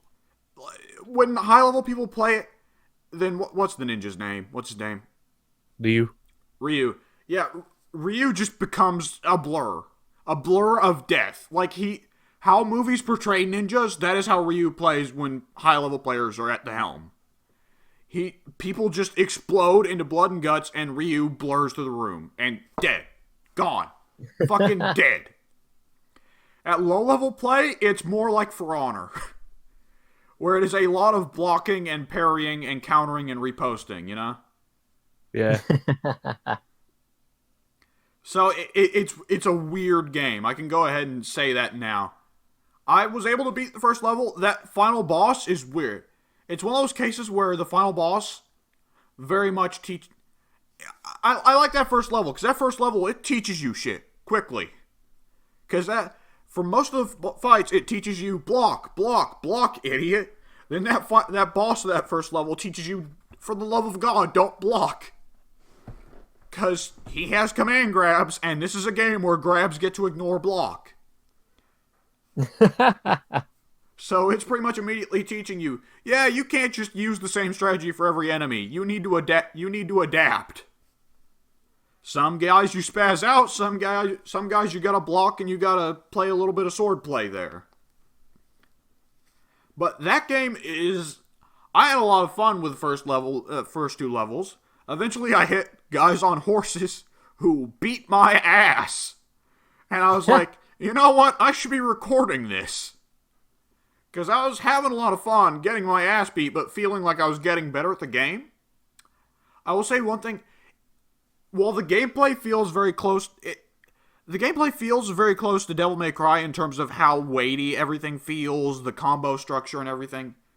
It has a lot of, like... I'm not going to say For Honor, because For Honor has the whole 3 block system. You know, the 3, left, right, down, and all that. But it's similar to For Honor in terms of pacing of back and forth with sword duels and everything. But in terms of, like, world building and pacing, it's very Dark Souls. Did you notice that? I didn't play Dark Souls, dude. Oh. Dark Souls, one of the things that I really enjoy about Dark Souls when I do bother to play Dark Souls, one of the things I enjoy about it is how it just plants you in a world, and it gives you a lot of exploration options, but it's never like, go here. Like, go explore all the alleys, and you'll be rewarded for exploration. Definitely. You'll find all kinds of crazy items. But at the same time, it doesn't feel like it's holding your hand, but it doesn't feel like it's cheating you either. I don't know. I need to put more time in with Ninja Gaiden Black. But what did you think of it? I don't know yet. That's basically summarizes it. I didn't even finish the first level yet, so I don't know. That'd be a wild one for all three of us to do at the same time. What if all three of us recorded Ninja Gaiden Black playthroughs at the same time? Yes. We could try that. Let's do it. Sure, but also we can. I figured out a way to actually stream it with all of our voices getting in, and also the game. So if we want to do that, we can stream. Well, the wild one would be if we all managed to stream it at the same time and have like 3 screens. Yeah. I think YouTube actually does offer that, where you can switch between 3 different screens on the same stream. I don't know, but I do know that I could edit it together, so it could be a thing where there's always just two like small squares in the top corners, and then we switch between the main screen. Ha! Yeah, that may be something we want to look into. That could be a lot of fun. I don't know whether it'd be like... Would it be more fun if we all tried to stream at the same time, or would it be more fun if we did it independently and see how far each of us get in a amount of time? I don't know. I think it might be better if we do it at the same time, because I remember one of my favorite You know, Because you know what? I You remember, might be yeah. right, because something tells me if we all tried to do it at our own speeds, it'd end up in a place where Addie's like, oh, I finished it yesterday. And I'm like, I'll finish it sometime this week. And Pink's like, I'm not sure I'll ever finish this. Yeah, and also one of my favorite like raw streams that just barely at all got edited together on YouTube is this stream. It's a New Legacy stream where they did a thing where two guys ran the same simulation match of I want to say it was Brock Lesnar and like Rico or someone with Triple H or someone like that as the referee, and that was they simulated that at the same time, and they just added the count because it was uh what I forget what the freaking match is called, the one where you need to get multiple falls in a limited time. Iron Iron Man. Man. Yeah, there we go. So they just had two like I think it was an hour long Iron Man matches going back like right next to each other, and they just added together the falls, and then they decided who was the winner overall. And that was fun when the same thing happened on both screens at the same time. I feel like we'd need a name for this series idea. What would this be like? Oh, God. I'd almost want to do something similar to the Couchless Co-op name, but it'd be... I mean, if we, well, it really only fits with Ninja Gaiden, but I guess we could go with something like Spirit Screen because Spirit kind of sounds like the Japaneseization of Split, and also Fighting Spirit. Fighting Split. That might go, yeah. I feel like we'd get competitive, though, because Ninja Gaiden actually gives you an end mission ranking, too. And I would definitely get best ranking on the first level, because I'm the only one here who's beat it already. Yeah, that might be a really good idea. We may have stumbled onto something there. All right. You've stumbled onto greatness. But, yeah. So, yeah. And So- I definitely forgot to set up timestamps for this episode. All right. We will never hey, we will I never use actually timestamp. I actually was looking at the clock when we transferred from talking about the topics to talking about what's coming out this week, so I know that one. All right. So yeah, I did that. I also played Wizard of Legend. Wizard of Legend is a game. I do not Are you recognize sure? Yeah, it's a Humble Bundle presented game. So that tells you why it's low key, I guess. it. Yeah. But yeah, it's basically the best way I can summarize it is that it's a twin stick shooter for people who dislike twin stick shooters. So you're saying I 'Cause- should look into it? Maybe because it's Enter the Gungeon, but instead of aiming with the right stick, it's you aim with the walking stick as well, so the left stick, and then all of your attacks actually have a cooldown. Some of them are just basically instant to make them not just be you running about with nothing to do. And then there's also this system where you can, if you kill enough people, I actually don't know how the game gives it to you, but you can get these crystals that you can exchange for more or better magic. The magic that you can buy from is actually random. So every time you go to the marketplace to buy magic, you get different spells that you can buy. That definitely sounds very roguelike. There are some things that Yeah, it's a roguelikes- roguelike. Yeah. I mean, after Enter the Gungeon and Binding of Isaac, I feel like every every twin stick shooter is now going to be a roguelike. Which kind of sucks. I mean, it depends And again, on what you're yeah. into.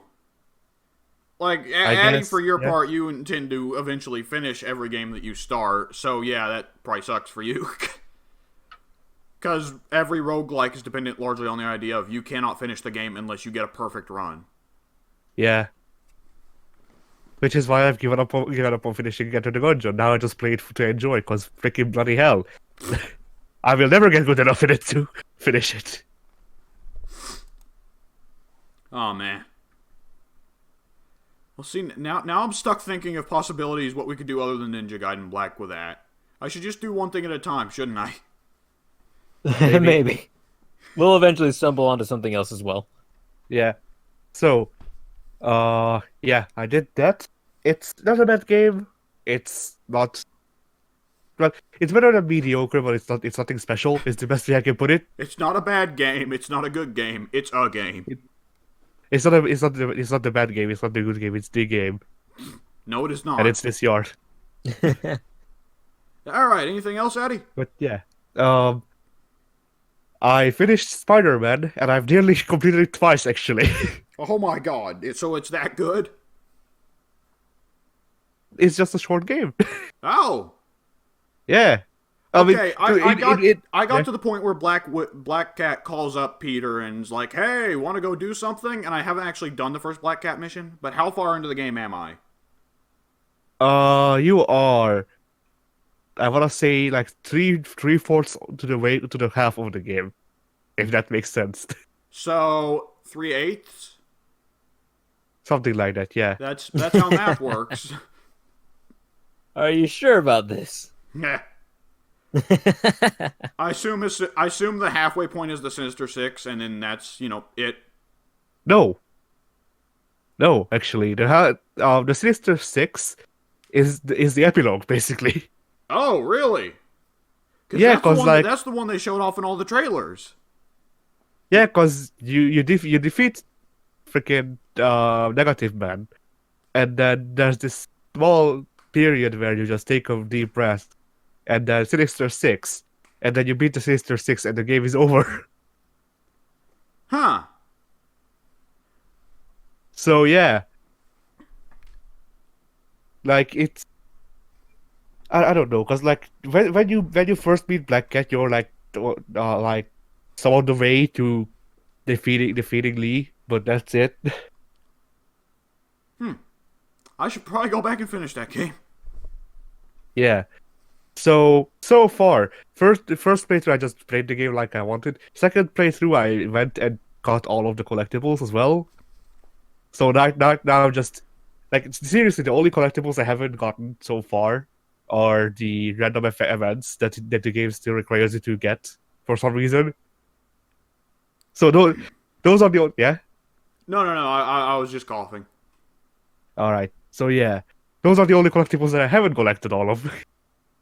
Are the Harry missions the biggest pain in the ass for you too? Yes. I could not stand the Harry missions. They were I all hate- just like, follow this bird, and I'm like, do I really have to?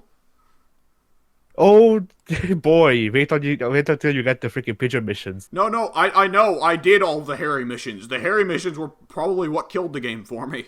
No, not the Harry missions. There's a separate side mission where all you do is just you catch pigeons. Oh. Yeah. There are Okay. pigeons all over. There are pigeons all over New York. You have to catch all of them. Every single one of them. Yes. Well, there's only like 22, but still. Yeah. That is weird. Yeah. So the Harry missions dragged on way too long, and it was like, okay, I've done all of the research missions. Maybe now. And then go back to the map. I scroll like 2 centimeters to the right, and a freaking research mission has spawned where there was none. Congratulations, Like- you've unlocked more Harry missions. Mm. Yeah. I'm like, well, okay. I am glad. I am really freaking glad that I have to waste my life doing this, because the pigeon missions were better than this. Because the pigeon missions you can just do while you're en route for something else. Because there's no actual What the hell was that? the door gets business, I suppose. Yeah, so the pigeon missions, there's no mission trigger. Well, you have to trigger them actually being on the map, but after that, it's just you get near close to the pigeons who are in the air. They start flying. You fly after them, and then you catch them. That's the mission. That's all. That's all of the pigeon missions. Huh. oh no, killer virus that will kill everyone in 5 minutes, and Spider-Man has to go to the other side of New York to get freaking 3 flowers, and then go and catch a pigeon, and then also go and fix someone's freaking like water cooler, and then go back and fix it. That's the only way he can fix it. He has to fix the water cooler, otherwise the anti venom or whatever the hell won't have enough pressure in it. Spider-Man makes an anti-venom Harry syringe. missions, not fun. Spider-Man makes Yeah? an anti-venom syringe by taping together a pigeon, 3 flowers, and an anti-venom syringe. Yeah.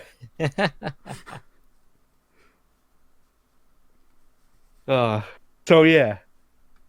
The other missions, Taskmaster. I was let down because Taskmaster was well, basically I was really surprised and I really liked his inclusion, and that his missions suck. I mean, I assume you fight him as a boss, right? You fight him twice, yes. Taskmaster is always inevitably going to be weird as a boss fight. How do you work with a character whose entire idea is that you can't beat him in hand-to-hand? Oh no, the boss fight is fine. Oh, No, the boss fights are actually fun. Taskmaster was the only boss who, well, not the only boss, but the only like, not larger than life character who fought me on the streets and was actually an issue. The actual missions that you have to do to get to those points, however, are a grind. of course they are. Yeah, because Taskmaster gets 3 types of missions. You get the drone missions, you get the fighting missions, you get the stealth missions, and I feel like I'm forgetting something. Oh no, he gets 4 then, because there's also the bomb missions. In the bomb missions, there's 3 or more bombs that you have to throw into the air before a certain time limit, and then how fast you do it affects how many Taskmaster coins you get. So that's whatever. So Taskmaster is the challenge mode, basically? Yes. That's fine. It would be fine, but then, like, for example, the stealth mission is timed, and I feel like for the stealth mission, it would have been better if they rigged the stealth mechanic a bit, so it detected you getting seen at all and stuff like that, and just created you on that. Yeah. I mean, challenge modes are such a weird thing to talk about. Because the challenge mode, if they put weird restrictions on it, can often be the most fun in the game. Most fun part of the game. Because, have you put much time into Arkham Knight? No, Have you tried the AR missions? no. Arkham Knight single player fucking sucks. The main campaign, it's just bad. But if you get all the DLC characters and all the DLC maps, the AR challenge mode is actually really fun. Because it puts a ton of score conditions on you. It puts on weird shit like, oh man, it's been so long I can't even remember what the conditions were. So I'll switch over to another game's challenge mode, which I can remember the restrictions on. Did you ever play any of the escalation modes in Hitman? Nope. Escalation is probably the most fun version of a challenge mode I've ever seen. So escalation will start you off with, all right. So hey, you're at the Paris map, and there's a security guard in a back alley, and you need to kill him with a kitchen knife while you're dressed up as a model, right? And that's it. Then you complete that, and it's like, all right, now do it again, but this time there's security cameras everywhere. Then you do that, and it's like, okay, do that again, but this time all security guards can see through all disguises. And it keeps going until you build up to 5 different challenges, 5 different conditions. And because you're playing through again and again, you understand more and more of the map, and you build more and more of a strategy, but every challenge will change your strategy. And you have to reevaluate certain steps of your plan, or change the plan entirely and go with a new one.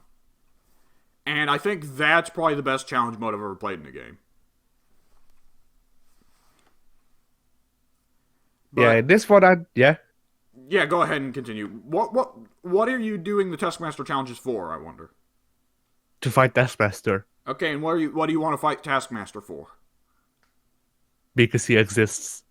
I mean, for me, that's a good reason, but you and I both know plenty of people who will not do something in a video game unless there is a reward for it. Yeah. I mean, I like. when they set it up, I thought there would be more to it. There wasn't. And then I was like, oh, Do you at least get like suit tokens? yes, Okay, there we go. There's your that's all. reward. Get currency. Yeah, so, Taskmaster, was the fight. First fight, actually really well built together, in my opinion, to be Taskmaster, because you can't web him, you can't hit him, you can only hit him if you perfect parry him. That's good. I liked it. Second fight, Taskmaster parried my attack, and then I put on my suit power, which made it so the enemies can't block, and then he got stun locked, and then he died. And then because I was like, I wonder if he can block since he's a boss and not a normal character. So I turned it on, and then he actually couldn't block. And I was like, okay, I guess I'm doing this. Well, that required a balance change. Or should have. So yeah, that was funny. How it was like, okay, you've done all of my challenges all across New York. Now I'm here to freaking kidnap you to work for us or whatever. And then I just turned red and beat the ever-loving shit out of him. Yeah. So yeah, that was funny. What else was there? The picture shit I don't mind, because once again, it's not something that I had to go out of my way to do. Because like even there are special secret photos that don't actually show up on the map that you need to take, and even those, there's 50 of them all over the map. I've done 40 just by doing other missions. Yeah. So, I mean, you know, the thing the- is, you can yeah. just do that at any point in the air. Like, those were by Yeah. far the easiest, because I'd just be web swinging through, and I'd be like, alright, camera mode, while Spider-Man's flying through the air. Alright, I'm good. Yeah, my favorite was when it was like, oh no, Mr. Negative stole the helicopter and it has a large container attached to it, and it's like a wrecking ball, and Spider-Man takes chase.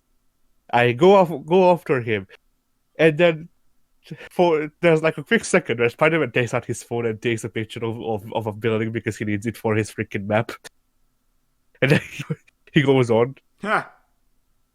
I mean, it's one of those things yeah. where they actually really succeed at making it feel like a Spider-Man moment. Because that seems like something Spider-Man would do, where he'd be swinging through the town to chase after a criminal, and he'd be like, oh, hey, Jonah wanted a picture of that. Just Yeah. in between web swingings while he's flying through the air, he just snaps a picture real quick. Yeah. So that was fun. The bases are probably my second least favorite Yeah. because they're just a grind. Well, it's not that they're a grind. It's that they're...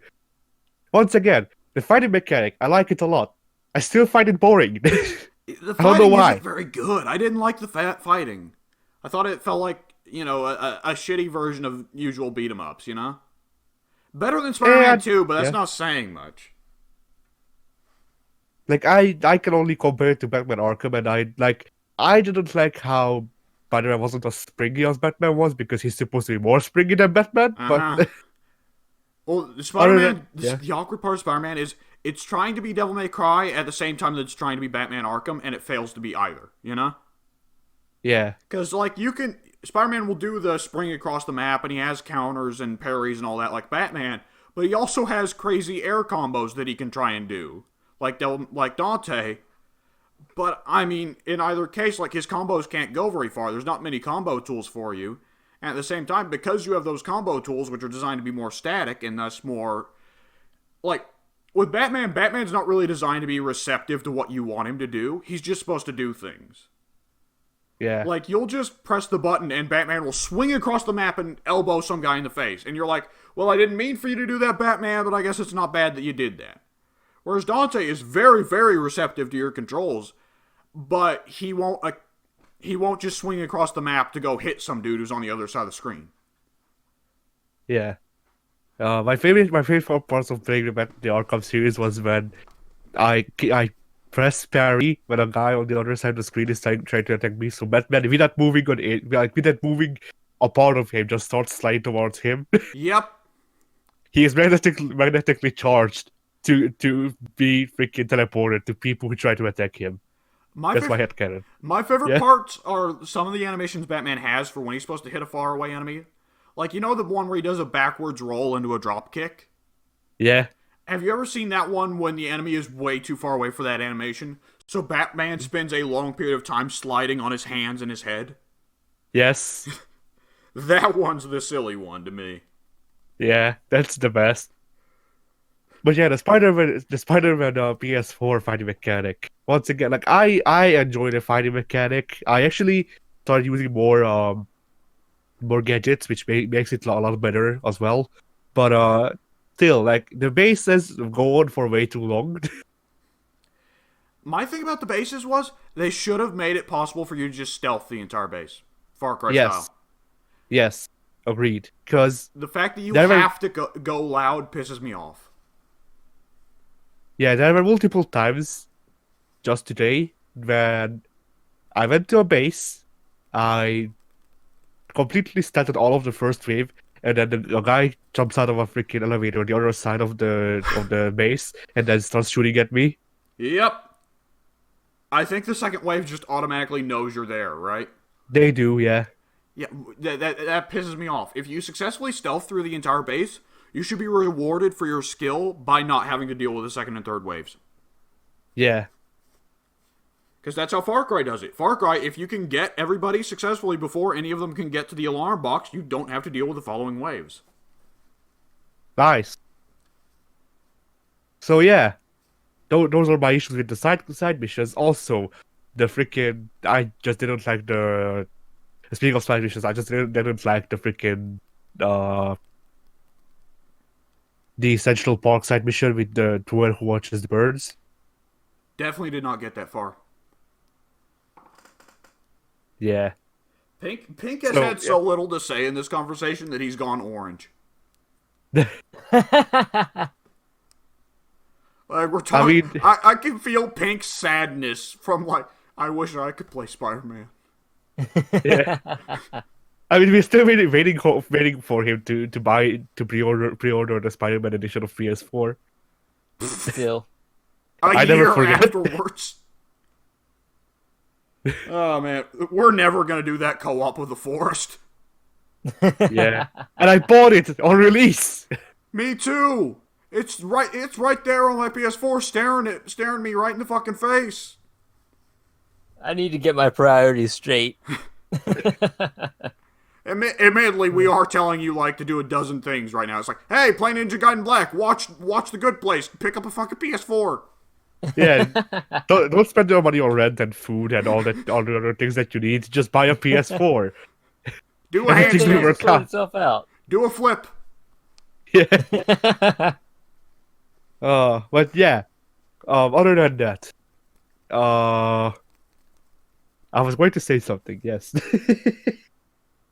Overall, I enjoy my time. Oh, right. Yes, the suits. The suits. I started unlocking with all of them because might as well.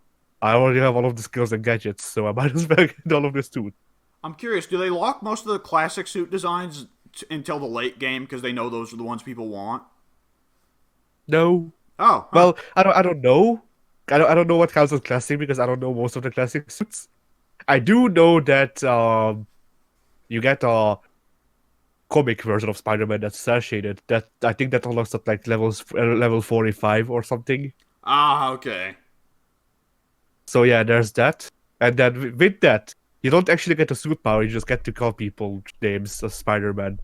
Oh, you get a taunt button? Yes.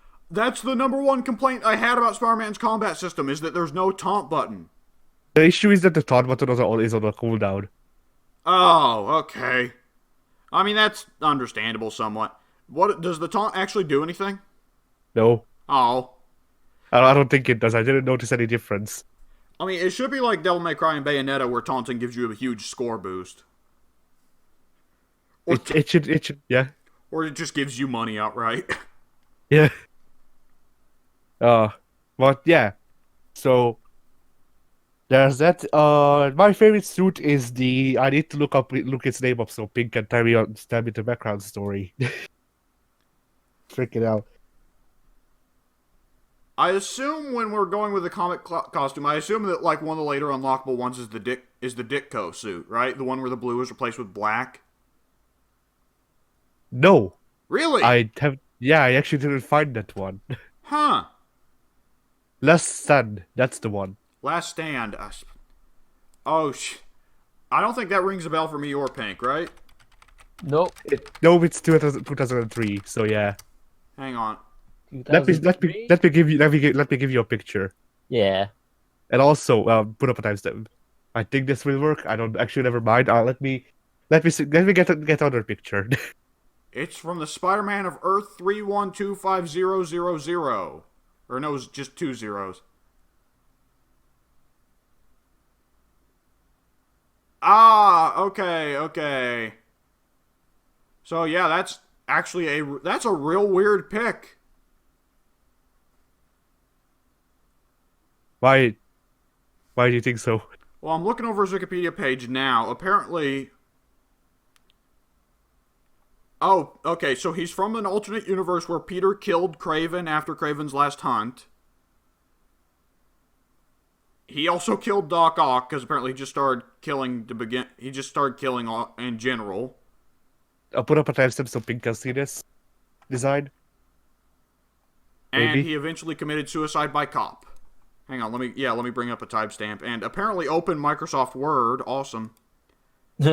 Suicide by cop? Suicide by cop. You never heard of suicide by cop? I don't know what that entails. So Intentionally, there you go. Then. intentionally Yeah. pissing off the police and getting them to shoot you. But So that's yeah. yeah, that. What? So that's just punish Spider-Man, I guess. I had no background on the costume. I just got the costume and I thought that it looked like shit in the freaking in the preview that they give you. And then I got the costume and then went to the game and in the game it actually looks pretty good. So So it looks that like a became casual cosplay. yeah, kind of. It's a weird that- pick. It's such a weird pick for the last Spider-Man costume to unlock. It is the Spider-Man costume somehow. Like, I would think. Like, what would you say should be the last hidden Spider-Man costume to unlock? Because you can't go with any of the ones that are too iconic, like, you know, Bombastic Bagman. Bombastic Bagman's up there, but I feel like that one would be better for DLC. Bombastic Bagman you get for free. Oh, pff. Oh, It's a do free you? DLC. It's a free DLC. You can start the game with Bombastic Batman. Ha! Batman. I'm a Bagman. All right. You know what? The one that should be hidden, the last unlockable that you get, the last unlockable Spider-Man you should get, Yeah, should be Captain Universe Spider-Man. Right. Unipower that's Spider-Man. not even in the game. They don't have Unipower Spider-Man? I don't think so because I remember Captain Universe Spider-Man from the PC game, and or at least I think so. That's the like blue Spider-Man who has like freaking the universe on his. Well, he basically has stars on his costume. No, Yeah, and Yep. isn't he like basically Dr. Manhattan level god? I don't know about that, but yeah. I mean, not that powerful, but yep. He was yeah. definitely up there. Like for the limited time that he did have the Unipower, he was like one of the most powerful beings, definitely. Mm-hmm. Put up another timestamp. I don't know. It's part of the problems of the wider Marvel universe is like, how would Spider-Man ever go back to being normal after having that kind of power? Like, So that was my other pick before I unlocked the Last Stand costume. I did not know Miguel ever had a suit other than the classic blue and red. Apparently He he didn't did. get this one until very recently when they relaunched a Spider-Man 2099 series in 2014? 15? Ah. It was... I don't know what the timeline was. It was after Superior Spider-Man when he got his other series. So does it continue off of the regular 2099? Is Doom still dictator of America? I don't believe it does. And then Punisher's putting people in a box for some reason. 2099 is so weird. It's one of those weird things where like Spider-Man 29 has a spectacularly vocal fan base, and then the rest of the 2099 line is just looked at as like, what the hell happened? Yeah. There's Spider-Man 2099, and then there's those other things that happen. But there's Spider-Man 2099. Yeah. Yeah. The thing that's dumb about Spider-Man the 2099 universe is the assumption that now it's only 70 years, or no, 80, math. The assumption that in 80 years, for some reason, there's still going to be a Spider-Man, there's still going to be a Punisher, there's still going to be a Doctor Doom. Why would there still be a Doctor Doom? He's Doctor Doom because Doom is his last name. I don't get it. Like, it keeps going. Like, obviously, there's still going to be a Ghost Rider in 2099 because there was a Ghost Rider 6,000 years ago. Of course, there's going to be a Ghost Rider in 2099. But why would there be a Magneto in 2099? Time travel. It's a different guy. Oh. They're all different people. Like, Miguel isn't Peter. Yeah, Miguel isn't Peter. And Punisher 2099 actually doesn't seem to be that big on killing people. Oh. Yeah, for some reason he has a digital box that he sends people to instead of killing them. I don't know It's his why. own Phantom Zone. Yeah, I think it's legitimately like a pocket Phantom Zone. Or what's the equivalent? What's Marvel's Phantom Zone? Is it the Negative Zone? Yeah, Negative Zone. Yeah. Where Reed sends people. But, Didn't Reed send somebody who really didn't deserve it once? Probably. Oh, right, the entire anti-registration side. How could I forget? Oh, man. There's nothing funnier than the panic the Fantastic Four writers had, like Dwayne McDuffie had, trying to write Reed out of Civil War. Like, did you ever read about all that? No, I did not. How Dwayne McDuffie was writing Fantastic Four during Civil War, and he vocally said Reed should be on the anti-registration side. It doesn't make sense to put him on the pro-registration side. He has been vocally against several equivalents of the Superhuman Registration Act. Yes, since 1967. Yes, and of course, Mark Miller, being Mark Miller, is like, no, it's edgier if we put Reed Richards on the pro-registration side or something like that. I'm fucking Irish or Scottish, I forget which. But so Dwayne McDuffie legitimately just pulled rank and was like, wrote into the comic, Reed saw that if the anti-registration side wins, like Galactus or Doctor Doom accidentally nukes the planet. So Reed only went with the pro-registration side because if anti-registration won, it would somehow lead to the apocalypse. That's how you gotta do it. Yeah, that's the only way you can pull Reed out of that hole. That's the only way it makes sense. Man. Right. Rest in peace, Dwayne McDuffie. Yeah. But yeah, the thing is, in my opinion, this white 29 suit actually fixes most of my problems with the original 29 suit while keeping the best part about it, the Punisher spider emblem. It fixes the best part for you, which is getting rid of the color blue. Yes. I don't like regular 2099 suit. I'll admit I like 2099's regular 2099 better than this. This thing fits from the same school of Iron Spider for me. Dude, they also have this thing in the game. I mean, it's DLC, but still. Put up another timestamp. Yeah, I know you're gonna bring out an Iron Spider level monstrosity here, so I'm living in fear. No, it's not. They made this costume for the game, I think. Oh God, that I think that's one of the Spider-Verse. Oh no, yeah, it is. Yeah, It is a Spider-Verse. That reminds me of when Cap wore armor and he had a hologram shield. Do you remember that? Yes, I do. Was that Heroes Reborn? That was around that period.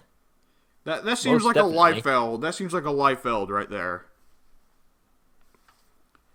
Yeah, that's one of those. That reminds me of Arkham Knight's Batman costume, honestly. Like, oh, it's cooler if we add an orgy of armor plates. The thing is, I Very actually functional for a guy like Spider-Man. Yeah. The thing is, like, Spider-Man already is tough enough to ignore bullets to a certain degree. Dude, the last costume they give you in the game is just sleek armor Spider-Man. Like, that's the one you get for completing the game. It's just it looks like spandex, but it's actually metal Spider-Man. How does he? How does? But it's Spider-Man. He needs agility more than he needs armor.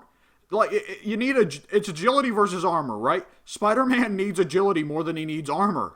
Right? He's got the spider Can sense. you imagine web slinging around New York City wearing that getup? Spider-Man and Batman should not be wearing armor. Batman is not like Batman's not going to wear armor, bulletproof armor. That would weigh him down too much. He needs to be Batman. He needs to be able to run all over the place. He's Batman. And Spider-Man needs to be fast because he's got the spider sense. He doesn't need to be weighed down because the spider sense allows him to go around bullet. Oh, I'm getting angry. I'm getting salty. But yeah, so just to bring up the worst design in my can we opinion. say the worst one is Armored Superman. That's armored Superman? Several people have made Armored Superman designs. Why would Superman or Wonder Woman... Like Wonder Woman, I can get it, her wearing some degree of armor because it's ancestral to the Amazons. Why would Superman wear armor? His skin is stronger than the armor itself. Yeah, I was about to say, like, He's just as safe going out there naked as he is in armor. There's genuinely no reason, because like with Spider-Man and Batman, at least I guess bullets, because they don't have impenetrable skin. Batman more so than Spider-Man. Freaking Clark Kent needs nothing. His skin is impenetrable. It reminds from me, anything that is. Yeah. It reminds me of an old text from Superheroes thing where Metallo texts Lex Luthor, "Hey, I figured out Superman is Clark Kent. We should go get him." And Lex Luthor's like, "No, let's not. Let's let him be Clark Kent so he doesn't bother us. What, do you think he's less bulletproof when he's in his underwear?"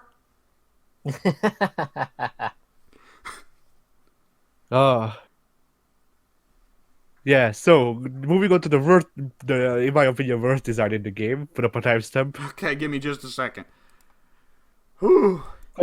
Cause like, even with most of the armor, even though I can see that it looks like shit, I can go. Oh, okay, I guess it's a joke. This is just genuine garbage. Ah! I want to get off Mr. Bones' wild ride. Yeah, cause like I was like, I guess I like the middle, and then I saw the bottom and the head, and then I was like, okay, never mind. He looks like a Ken doll. He looks naked. Yeah, I'm pretty sure he is naked. This is Dr. Manhattan Spider-Man. I like the idea So of here's- Spider-Man becomes Dr. Manhattan and he just takes off his face.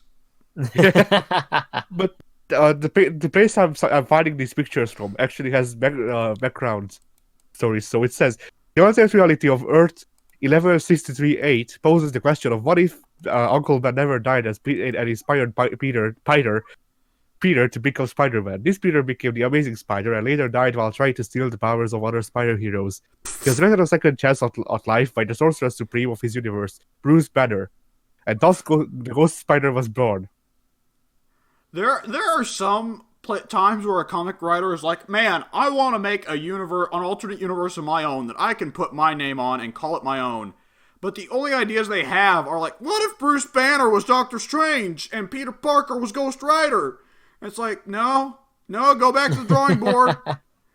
The thing is, like, the thing is, like, I wouldn't be fine with Ghost Rider Spider-Man because I can see it looking cool. This does not look cool. This looks like shit. Oh man, I'm a bigger fan of the actual moment in the 616 comics where Peter just steals Ghost Rider's bike. And he uses it to, like, give a kid back his wallet. I posted that on the FOS comic thread, I think, didn't I? Yes. And yeah, speaking of shit that you might hate, this is not worse than the freaking ghost spider shit, but here's the last skin that you'll lock in your first playthrough. Okay, I feel like this is gonna be one that Pink will revulse in pain towards. So yeah, as I've said, kind of skin fitting, but also armor. Ew! What is Yeah. that? Disgusting. Disgusting. It He looks like the Destroyer. Who the hell is the Destroyer? Okay, did you ever watch the first Thor movie? No. Did you ever see the ads for it? No. Okay, so the I don't watch Asgardians TV. have a big robot that shoots lasers out of its face. And I emphasize face, not eyes, it's face. And that's just its thing. It's a robot that shoots lasers out of its face. And I it looks see. like it's got segmented armor like that and a big yellow face that shoots lasers. And that's that is the character design. That's it. Yes. So the backstory in this game for this costume, because this is actually made for this game, is that this spider suit was made out of Doctor I Octopus's was about to hand. say, is it made out of Doc Ock's tentacles? Yes. That's stupid. Well, it's not made out of his tentacles. It was made out of the same material used to make Doc Ock's tentacles. But yes, Well, who the hell made it? Doc Ock and Peter. Oh, right. Yeah, when Otto finds out about Spider-Man, he does say he wants to make more Spider-Man suits, doesn't he? Yeah. Yeah, that actually makes sense. Okay. The suit's still hideous, but it makes sense. The funny thing about them giving you that as the in-game suit is, like, we know that as soon as Spider-Man 2 opens, he's going to be back to the classic red, white, and blue. Yeah, I don't like the white. I love the red, white, and blue suit he starts with. I don't. I like the classic suit. I like the freaking 2008 or whatever it was, the freaking Tobey Maguire suit. I like even Spider-Punk over it, and that has white in it, and it's also hideous. I can't get over Spider-Punk's stupid spike mohawk. I love the stupid spike mohawk. It's one of the parts that I like. But then the whole, like, I like the vest and the spike mohawk, but it doesn't work. Okay, that's what really pisses me off about Spider-Punk. I can't web swing through the air as Spider-Punk and not be, like, perturbed by the fact that the vest is not falling off Spider-Man mid-swing. Yeah. Here's a picture of Spider-Punk. Put up a timestamp, W. I know what Spider-Punk looks like. Okay, never mind then. Then the viewers don't get to see Spider-Punk. You viewers they will got have to to see use five. your They got Google to see search 5 engines. suits. They're okay. Yeah. So yeah. Overall. Oh right, this is also hideous. I just wanna point that out. The Fear itself costume. Oh. Yeah, That's can in we the not game. talk about Fear itself? The part where Hitler came back and was like, "Hey, I really like the Norse gods or something." Put up a timestamp. Pink, have you seen the Fear itself costume? Yes. Okay. I actually don't love. get to I edit actually more. love dumb comic book arcs where Hitler comes back. I really dislike this design because for one, the gauntlets look like shit. For Yeah, two, and it's blue. Yeah, for two, it's blue, and obviously I'm anti-blue.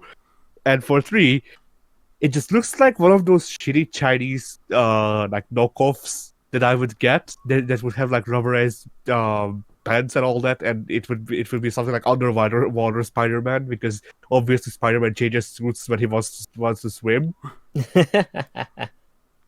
Go for a dip. I used to have like freaking 5 I'm Power getting, Rangers. I'm getting the flashbacks to like net launcher Batman here. Yeah. Yeah, I was about to say, like, I used to have 5 Power Rangers worth of different kinds of Batmans. Because all of them stood in the same pose, but one of them was freaking red, the other one was purple, and the third one was yellow. You know what? We make fun of Japan for buying Goku and Vegeta over and over and over again in like Dragon Ball Fighter Z. It dawns on me, American kids absolutely will buy 30 different variations of Batman and Spider-Man. Yeah. I know I did.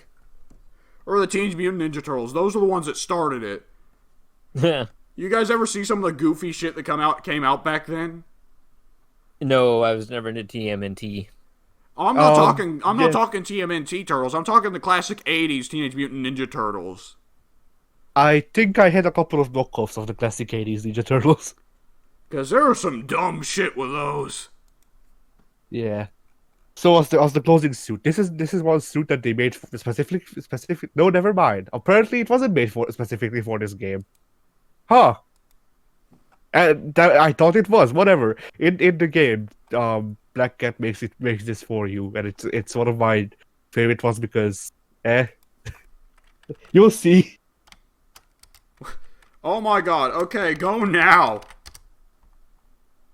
On the mark. Oh no, wait, it's not definitely not on the mark. Okay, never mind. I thought that was perfectly at the 2-hour mark, but I can't read numbers. Yeah. And I know why you like it, but I just that's I what is going on with his nipples? Yeah, That is that's an why. excellent question. That's why I changed suits. like you can see His you can nipples see are the- chevrons. yeah. Chevron nipples. No, it like from what I could tell, it's supposed to be it's a raised like padded part, but it looks like shit even in game. So like you can see how I went through the game and how I unlocked new suits. I just went for the better looking ones because I started with this. Well, I started with the noir suit, but whatever. I switched to this when I unlocked it.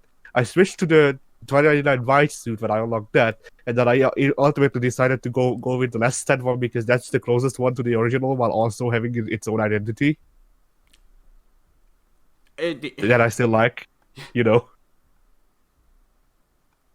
I mean, you're definitely getting better use out of the costume system than I did. Yeah. Cause I would unlock a new suit and I'd be like, oh hey, I'd use it for 10 minutes. I'd be like, but I love the red, white, and blue suit too much, so I just go back to red, white, and blue. Yeah, I like one part that really bugged me about the red, white, and blue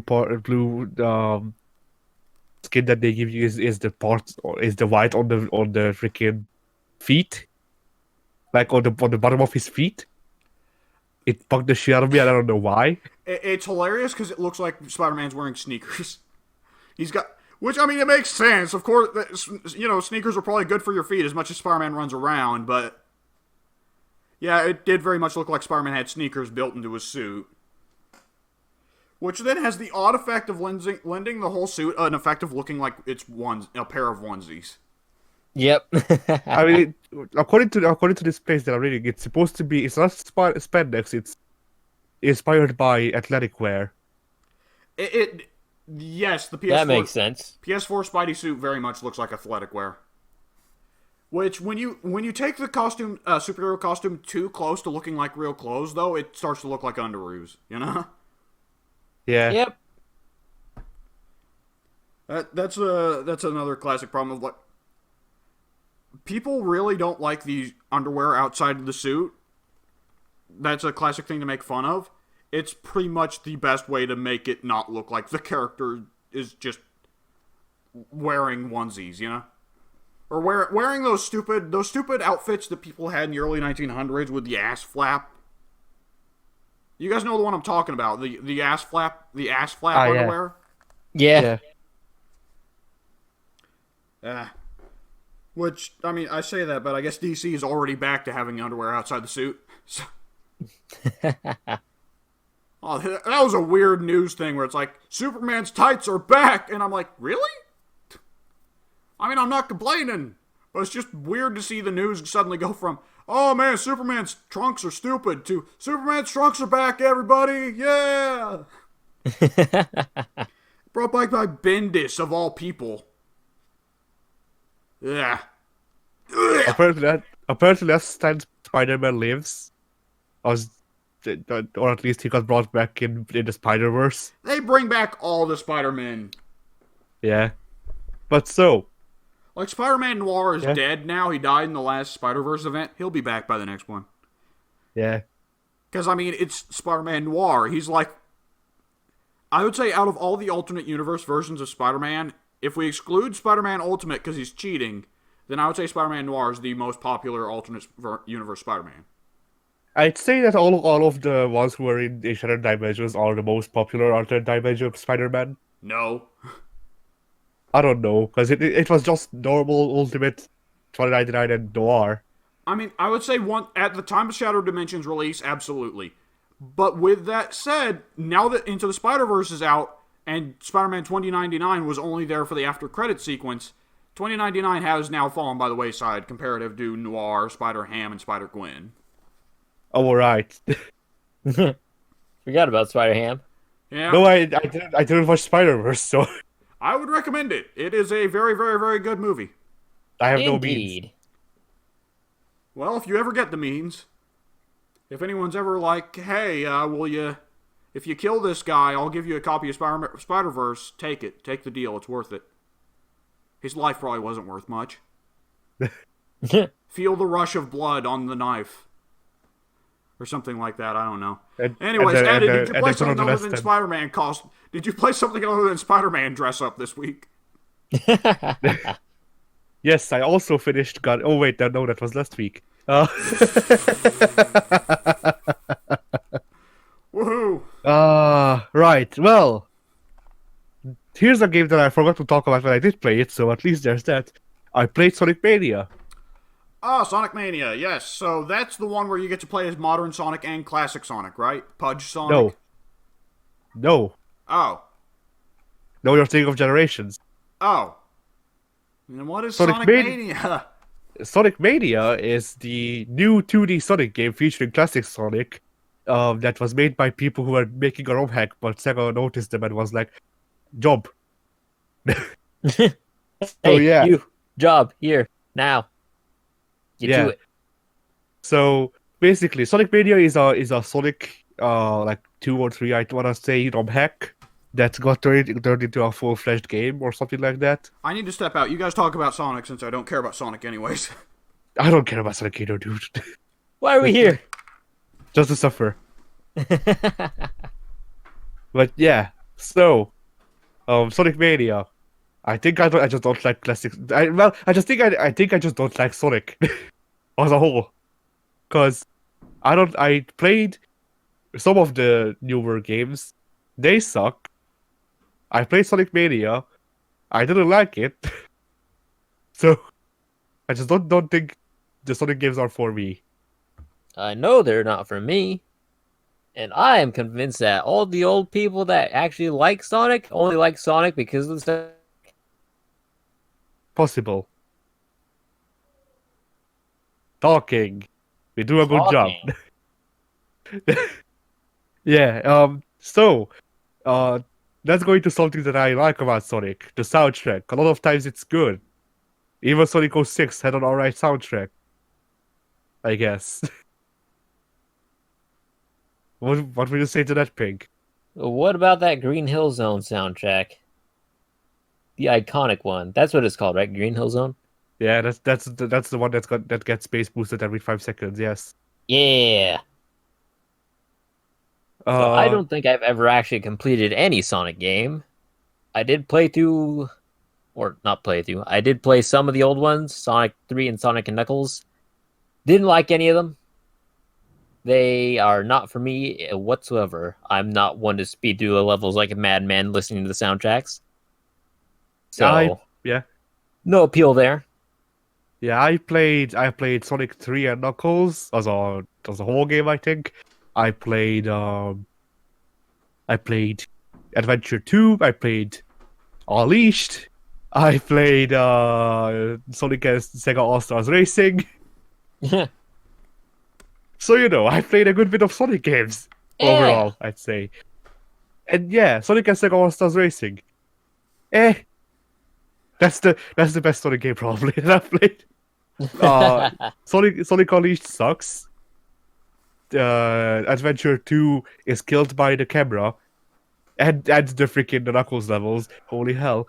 Oh, and also Sonic Mania, I forgot that, yeah. Sonic Mania, once again. Yeah. And then Sonic 3, like I have nostalgia for Sonic 3 and Knuckles because along with Mortal Kombat, it was one of the first emulated games that I played. Well, I only noticed looking back that it was emulated because I was so small. Yeah. But yeah, like during that time, I think how I played emulated games is that there was a guy who was my dad's coworker who had a hard drive full of like Sega. He had a Sega emulator installed and all of the Sega games. I don't know which console. I forget which console. But yeah, so he just brought over his whole HDD, hooked it up to my PC, and then I played Mortal Kombat and Sonic. Two games that go together very well. Yeah, absolutely. But yeah, overall, best part of Sonic, the soundtrack sometimes. Yay. Yeah. Like, genuinely the only good part of Sonic 06 is the soundtrack. I actually kind of unironically liked in his world or whatever it's called. Then again, I haven't listened to it in full at all, so Huh. maybe that'll change. Uh, I guess to live and learn, living on the edge of tomorrow. You gotta do it. Anything Yeah. else? Uh, Let me think. We did Fallout. Yes, we did. Yes. So, uh, I can tell you, I can spoil on anything that we make because I still haven't started, but I will definitely make one of those rave crab edits and just write Moon is dead. You know what I'm talking about? No. The crabs that's into the EDM. No. You will see. But yeah. Uh, Fallout. Some things happened. No, not a lot of progress because we just get killed everywhere. But Moon is gone, so at least we will be able to enter a house without people getting shot immediately. If that people is not us. Yeah. Ah, yeah, it happened. I think that's all. Oh wait, no, actually, I also finished up my freaking exams finally, and my grades are alright. Overall, a B. I was also the only one from this like two classes finishing up the year to get commendations, which is basically like uh basically it's whatever grade you got, but it's like between being that grade and the upper grade. So yeah, they were really angry because they didn't tell me when I had to pick it up, and I didn't go to pick it up. That was nice. Because it's like there's this whole thing going on of every teacher going, well, I told you when you came out of the room when to come pick it up, and none of them told me because one of them was out on the phone, other one wasn't in the room, and third one I think was speaking with other teacher. So nobody told me when to go and pick it up. Yeah, I don't. I can't remember my graduation.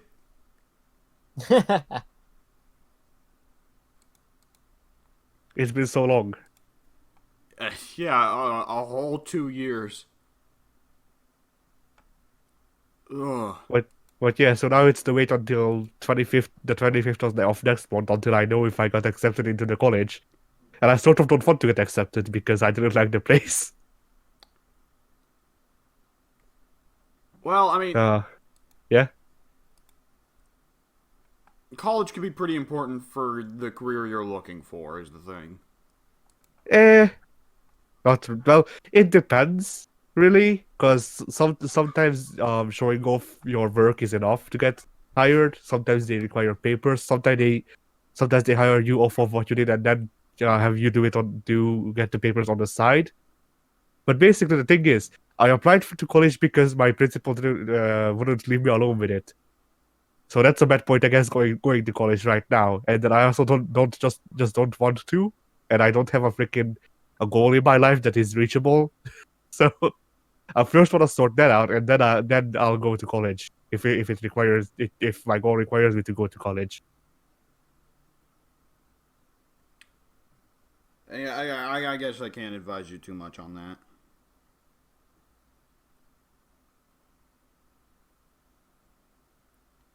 So yeah, W Yeah. week. Right, so hey, it's my birthday today. Happy birthday! I already told you the thing. Right. So, I did a lot of things this week, guys. And let's see. I actually wrote it all down this week so I wouldn't forget any of them. So let's start with the movie I watched this week.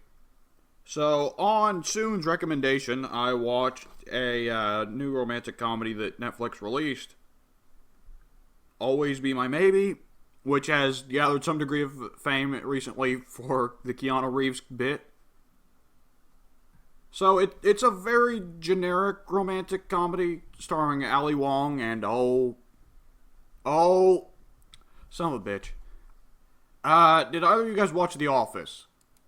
No. No. Did either of you guys watch The Interview? Nope. I don't even know what that is. Okay, it's Randall Park. Randall Park is the other star. No, it isn't. Is it? It is. Oh, okay. So they both wrote it. That's weird. They starred in it and wrote it. But yeah, it's a romantic comedy. It plays by, it's, I wouldn't go so far as to call it, paint by numbers. But it does all the things you expect a romantic comedy to typically do. It didn't try to do anything different. And for its part, I don't think this was one of the cases where it was bad for it. I think this is the kind of movie that knows what it's doing, and it's not particularly artful. It just wants to make a typical cheesy romantic comedy type film, and yeah, they did it. It had some good, very funny bits, but this is one of those cases where the writing wasn't spectacular. It succeeded on the strength of its cast. Like, for Ali Wong and Randall Park to have both written it and been the main stars, they are much better at performing jokes than they are at writing them.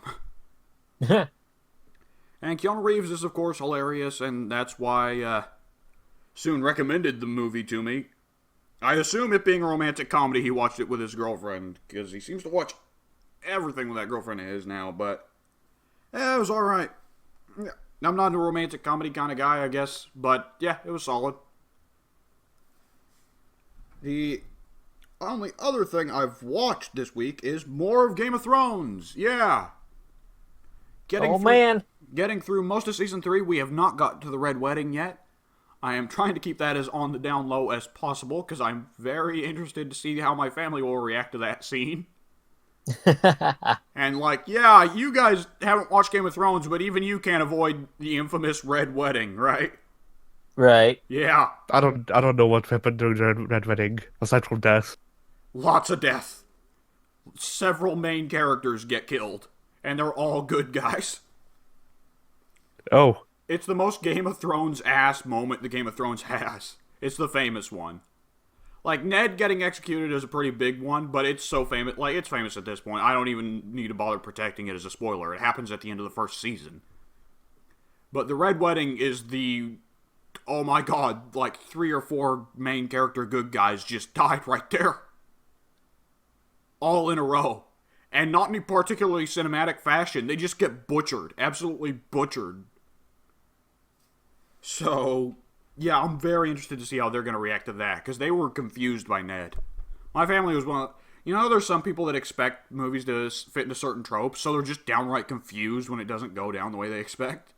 Yeah. Yeah, they were befuddled when Ned got executed. Because up until that point, he's the main character. But yeah, it's a very good series. The younger actors generally are, I get why a lot of them get serious criticism.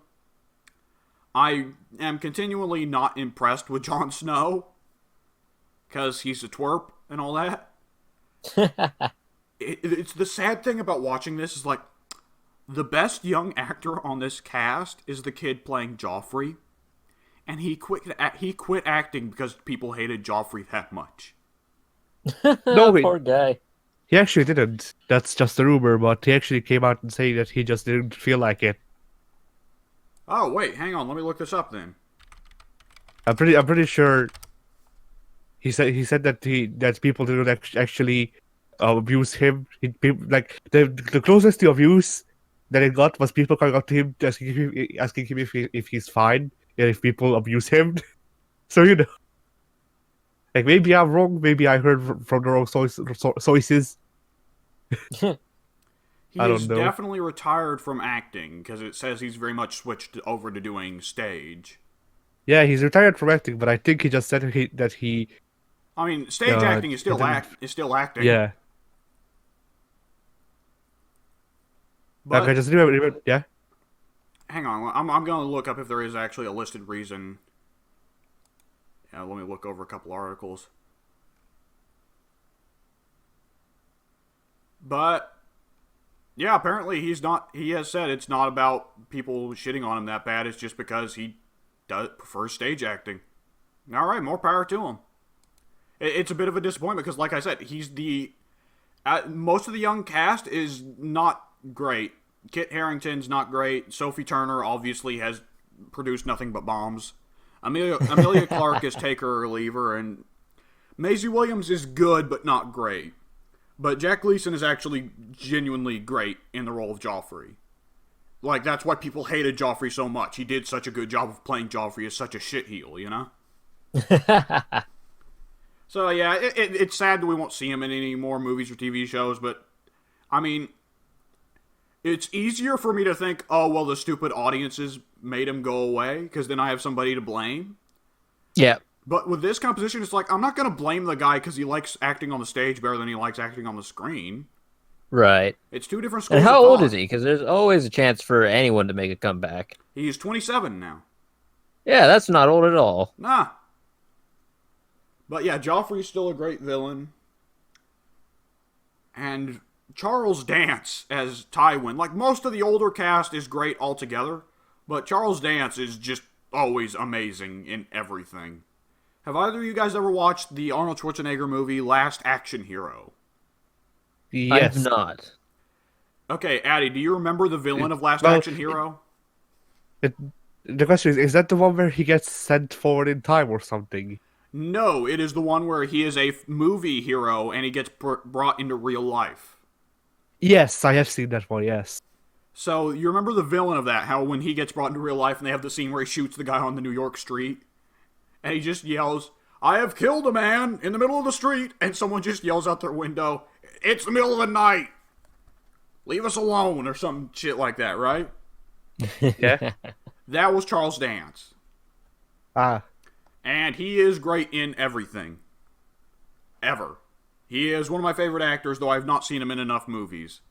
And when I say I haven't seen him in enough movies, I'm not saying that I haven't seen him in enough movies to judge him. I mean, I haven't seen him in enough movies. This man needs more movies. But yes, he is absolutely fantastic as Tywin here. And if you go around the cast, you got all kinds of good, great actors in these kinds of positions. Varys is great. Peter Dinklage knocking it out of the park as Tyrion for the entirety of the first 4 seasons. Until season 5. Until season 5 is like, you know what? Who's Tyrion? What's a Tyrion? I've never heard of it. My boy was buried. Yeah. And the other thing, people didn't mention this enough, Tyrion has 2 sidekicks. He has Bronn and Podrick. They don't mention that with Tyrion, but that's a large part of what makes Tyrion fun is that he's got 2 sidekicks. He's got Podrick, who's quiet and awkward, and he's his squire, and he handles a lot of the busy work and heavy lifting for Tyrion. And his whole thing is he's a quiet, like, teenage guy, and he's also, for some reason, like, supernaturally good in bed. Like, Tyrion feels like he has to reward Podrick for all the good work Podrick's done for him. So Tyrion hires 4 hookers to sleep with Podrick. The hookers return the money that Tyrion paid them. And they repeatedly, it's the thing, like, everyone on the cast, even Varys, who is very openly asexual, are like, how does he do it? What is his secret? The sexual power of Podrick can't be handled. And the other sidekick Tyrion has is Bronn, who is a crusty old mercenary sellsword type who is very good at killing people, but he's also a drunk. And He's not done with them yet. yeah. And Bronn's one of the more controversial ones, because throughout most of the series, his whole thing is he's really good at killing people. He's also really stupid. And he doesn't understand, like, one of the chief gags with him is that he doesn't understand loans. He doesn't understand the concept of loaning with interest, right? Mm-hmm. A lot of people were pissed because he became a big fan favorite character because everyone loves him because he's really gruff and he's an idiot and he's very plain to the point in a series full of people who are big on back talking and, double speak, because it's a politics series, right? Right. So at the series end, obviously we end up with Raisin Bran on the throne, right? Right. And he needs to pick his small council. Well, he takes Braun as the master of coin, his economist. A guy who doesn't understand loans with interest. That's gonna work out spectacularly. Oh, man. I'm not excited for Season 8. That's going to be some pain when we get there. But, yeah, Game of Thrones Season 3 still going good. Haven't even hit the best season of Season 4, to my understanding. So, yeah. That's it for what I've watched. Now, this week I decided instead of playing my usual games, not playing any Total War, Warhammer, or Mortal Kombat, or what have you, I'm going to play a ton of games that I either own and bought in the past or just have on Game Pass. Just a shit ton of them that were like all under a gig or 2 gigs, so they'd all download real quick, right? Yeah. So I'm going to try and go through them in quick order. First one was Manual Samuel. It was very funny for like a 10 minutes, and then it got really tedious. Yeah. And that Sums it up pretty good.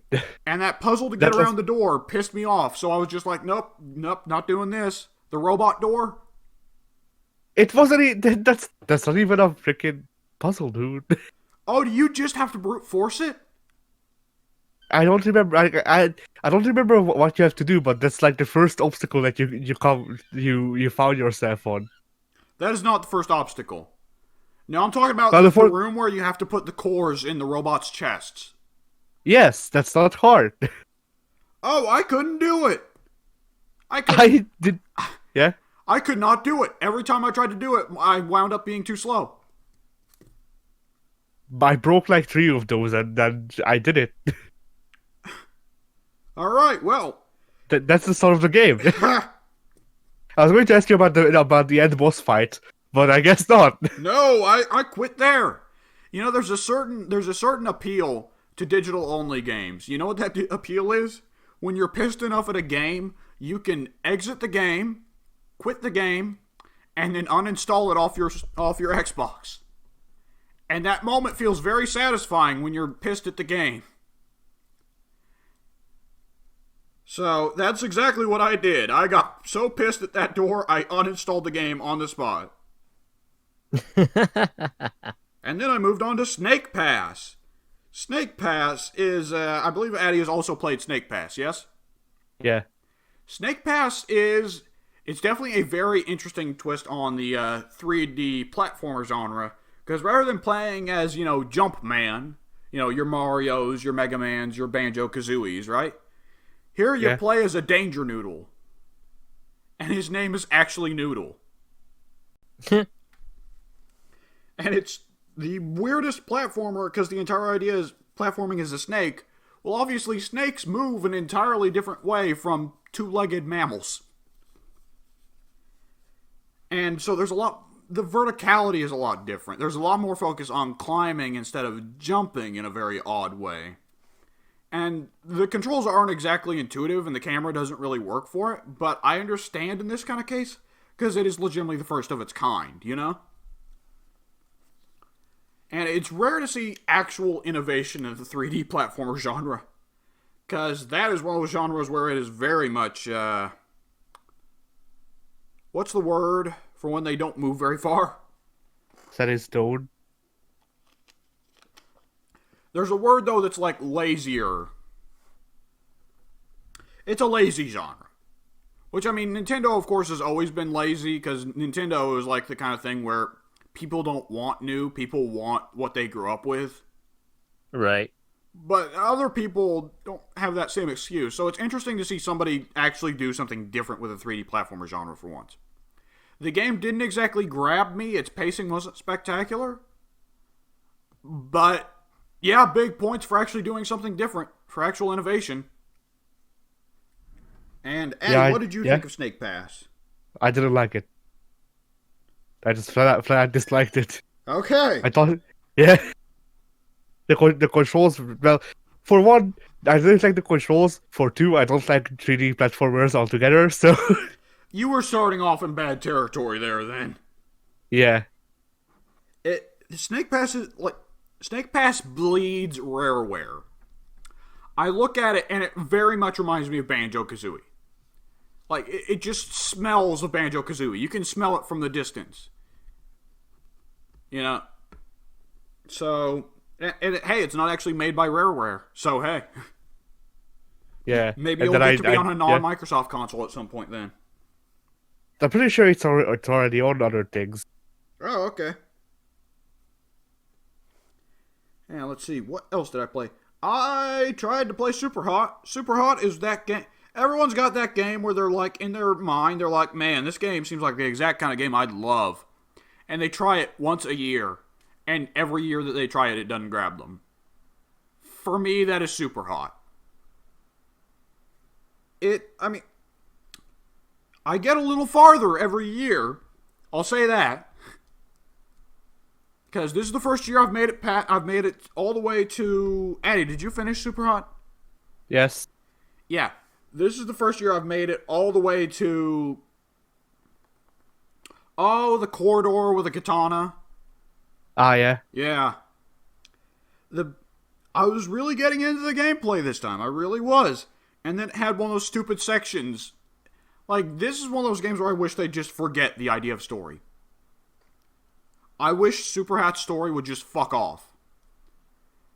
It's like Assassin's Creed story, but worse, you know? Where it's like, it feels like they need an external justification for this. So they're like, oh, it's the Matrix, right? Yeah. And I hated it. All those forced narrative moments when I just wanted to keep the gameplay flow going, you know? I went the exact opposite way, but the most fun I had with Super Hot was the minigame tree climbing thing they had in the PC. Why? I just didn't like it. I don't have a reason. I don't know why. Okay, that is very definitely weird, because I thoroughly resented anything that was not super hotting it up, you know? I wanted the slow-mo cool moments, and then it plays it back to you. You know, I wanted this. It's the Super Meat Boy thing, right? For me, that's one of the big things. Anytime a game is difficult, play the level back for me afterwards so that I can see what I did. Because there are some games where it's like, well, in order to beat the level, I really need to get into the zone, and I don't understand what I'm doing. I'm just doing. So I'd like to be able to contemplate what I did afterwards, honestly. Show me all my failure. Yes, please. Like Well, every Super time, Meat Boy. yeah. Super Hot only shows you the successful run. Aw. Which, Yeah, Super Hot, since you die in one hit, it means that you spend the entire, like, you genuinely Neo your way through. You dodge bullets and kill people in one hit. But yeah, like with Super Hot, my main like what I remember about the slow mo is that I didn't like how it played back the things I did because I was like, well, this looks this looks impressive, but I would actually feel impressed by what I did if it wasn't in slow motion, or if the speed at which everything moves wasn't dictated by my movement. Yeah, I would agree that it does kind of, the value of that post thing in replay is a little depreciated. With that said, even with its slow-mo, Super Hot can certainly have its difficulties. Oh, I don't disagree. I quit the game at least twice before I played through it once, but I mean, there are parts of Super Hot where it's like, okay, so I can turn left, get hit by a bullet, or I can turn right and get hit by a bullet, or I can go forward and get hit by that bullet. just wait until you get to the freaking last level before you get to New Game Plus or whatever it's called, or whatever it might be. Because the last level is there's this core that you have to do things to. Do you care? You don't care about the story. There's this core. I don't give a shit. Yeah. Fuck the story. There's this core that you need to upload your conscious into to then restart the cycle or whatever the hell and become one with the Super Hot. But then while you're uploading your conscious, there's people attacking you. So like any moment there are at least 5 people in the room trying to shoot you. Oh gee. Oh Jesus. And there's like there is some cover, but the cover is right next to doors that people come in through, and they never stop coming. So you try to just dodge bullets constantly. Yes. Well, the thing is, there's a section earlier in the game where you're stuck in a prison cell and you just have a dozen people all shooting at you at once, right? Do you remember that scene? They're all shooting at you from the roof. Your prison cell has an open roof. Ah, yeah. So that scene, that was supposed to be an auto failure scene, right? Yes. Yeah, there was one problem. I figured out by running in circles, they can never hit you. Oh, I just jumped in an 8-pattern and it took them like 5 minutes to shoot me, but Yeah. Even simpler than that, I don't need an 8, I just need a 0.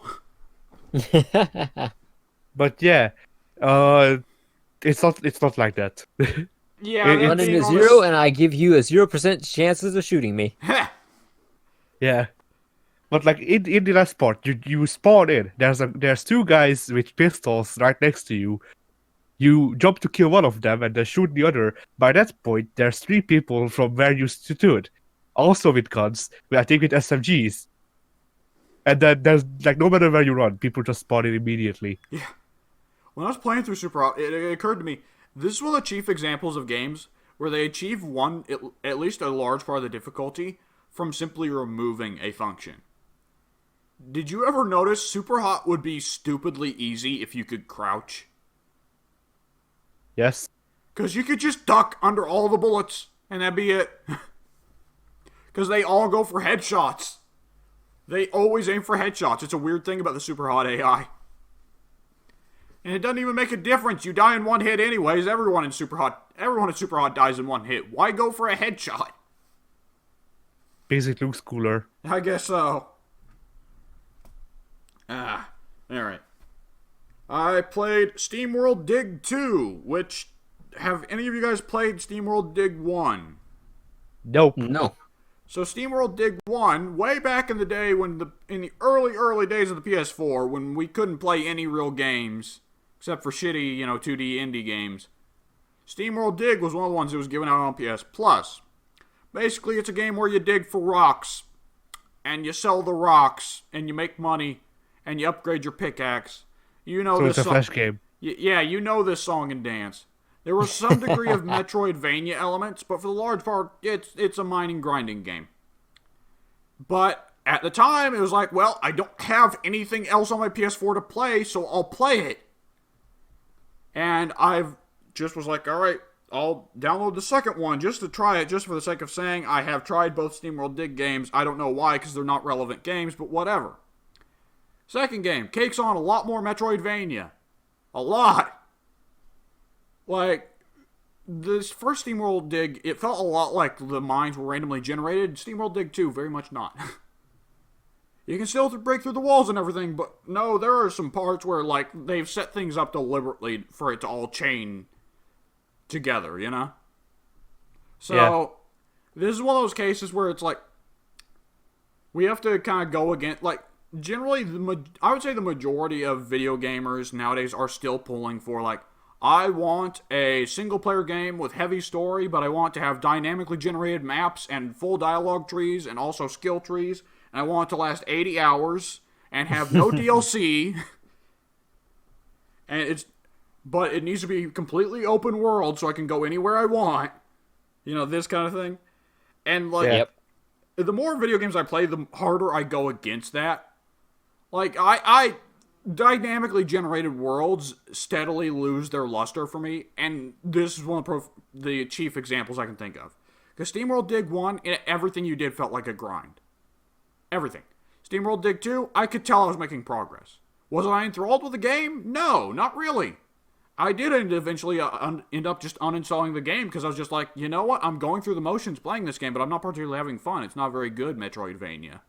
It doesn't feel like I'm really exploring and checking out puzzles and setting up all the things, and the combat system sucks, so it didn't feel like a good Metroidvania to me.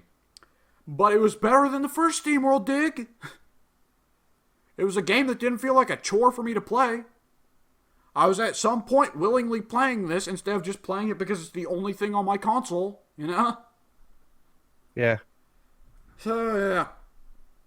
And the last game that I tried on Game Pass was Ninja Gaiden Black, which we've talked about already quite a bit, and we might end up recording. But yeah, Ninja Gaiden Black, very fun game. One last thing I did this week, because we're getting pretty close to... My family wants to start the birthday celebrations soon. You stole the moon. Yeah, I stole the moon. Guys, I've done it. This is how we'll get subscribers.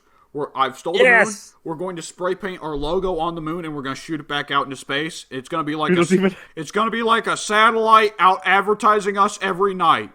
You don't even have a logo. Well, I mean, it's almost finished.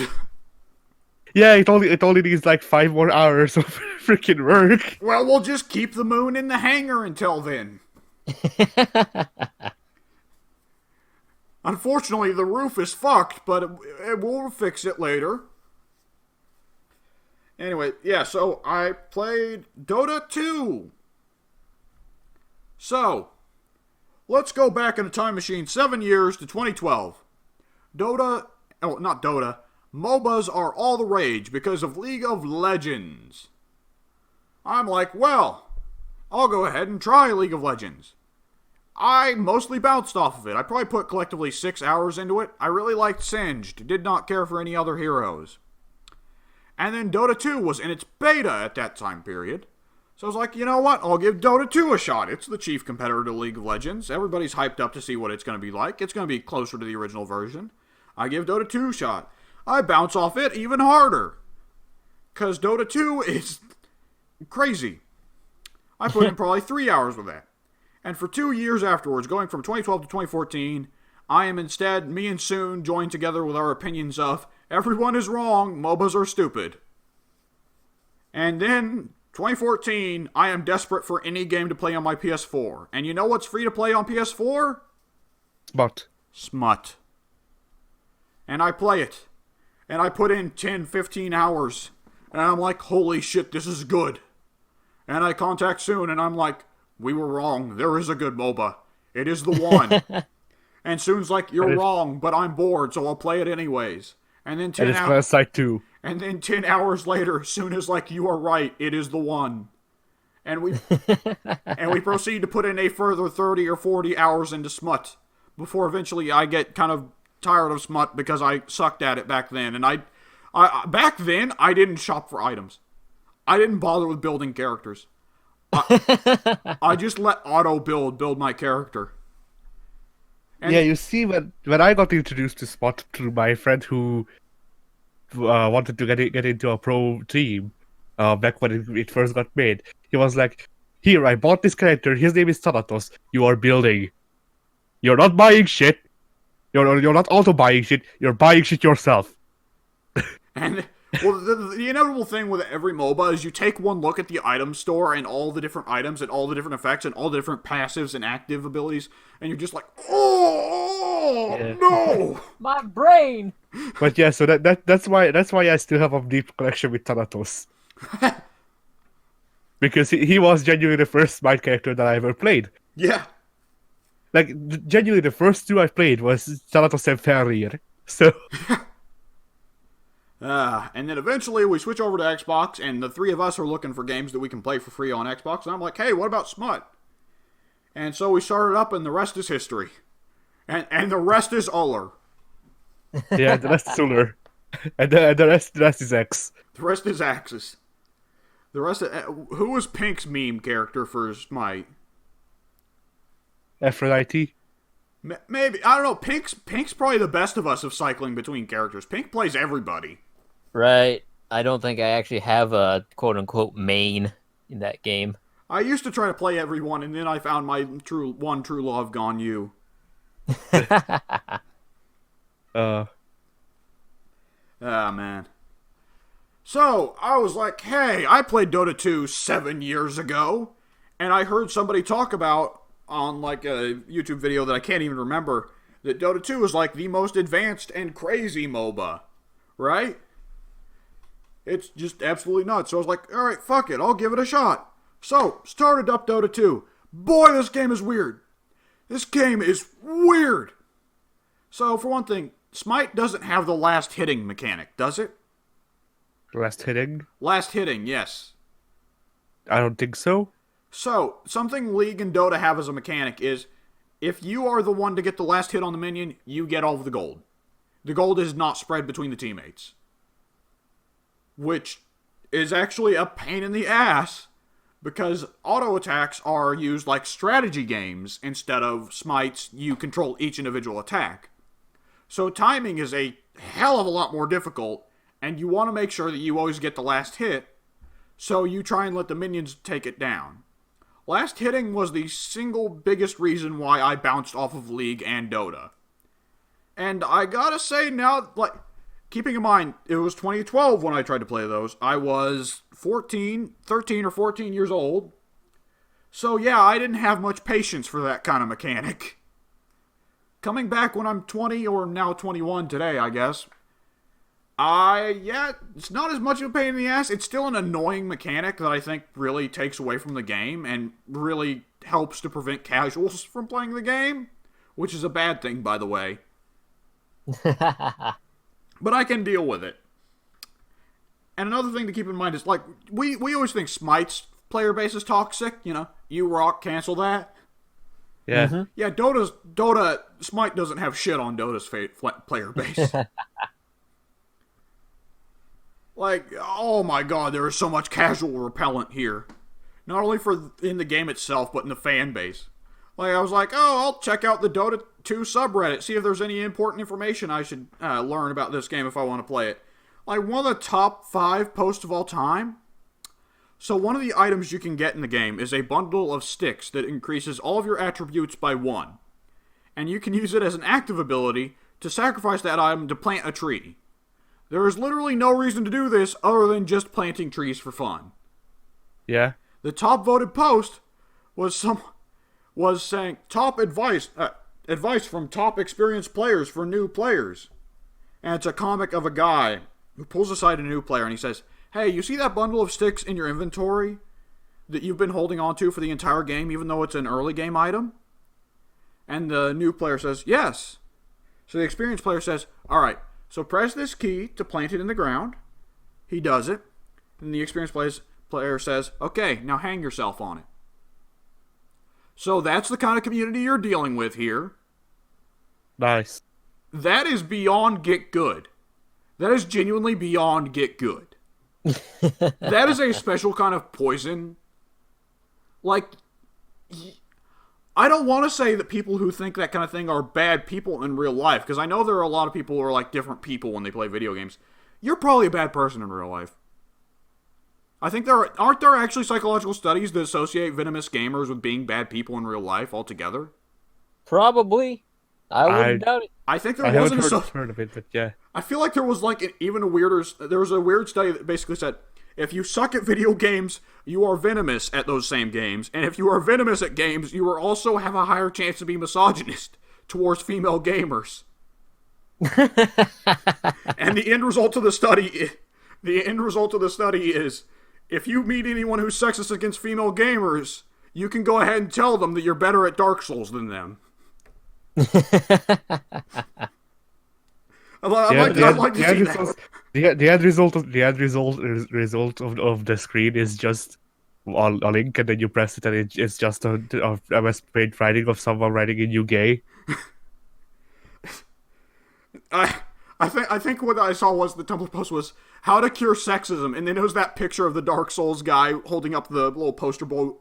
The doctor. You guys ever seen that picture of the doctor holding up the little placard, and they replaced the doctor's face with the Dark Souls helmet, and the placard just says "Get good." Doctor's diagnosis is "Get good." Obviously, I hate "Get good" as a phrase because it's not actually helping anyone, and it encourages a part of the Dark Souls fan base that I think is bad for the series. Yeah, "Get good," in my opinion, as a meme, is boring, old, and tired. As a phrase that people use is useless, and as just a thing that exists is annoying.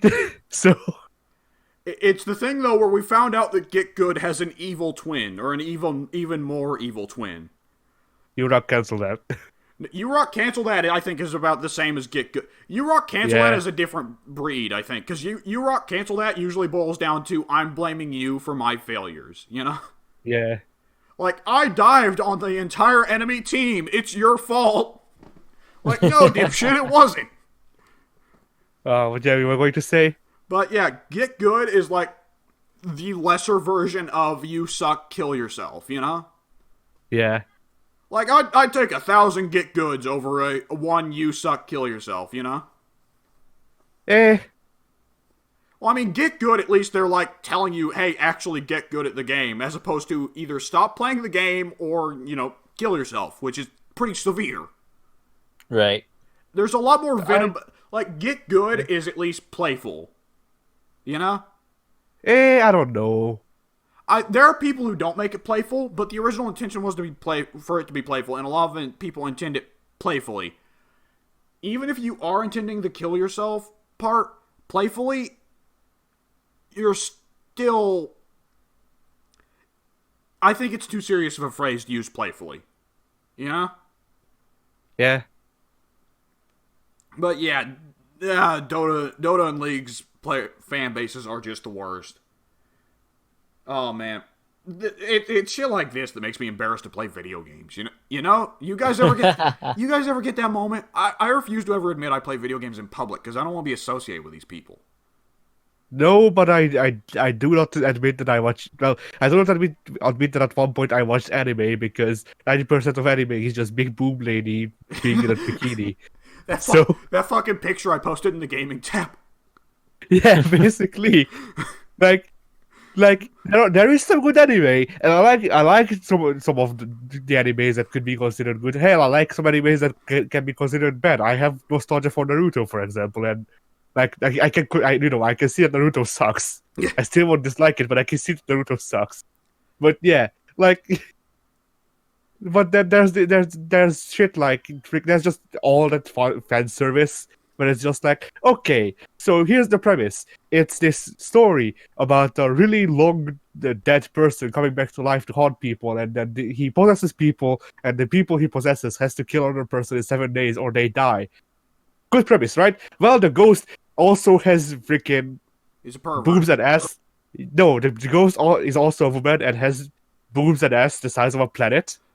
And then also wants to have sex with all of the people they possess. Oh god, it's like they tried to ruin the Ring. As a matter of fact, it sounds like a Ring parody. It actually sounds like a Ring parody. Are you not sure you're not just talking about a Ring parody? A Ringu Dude, parody? I just came up with the premise.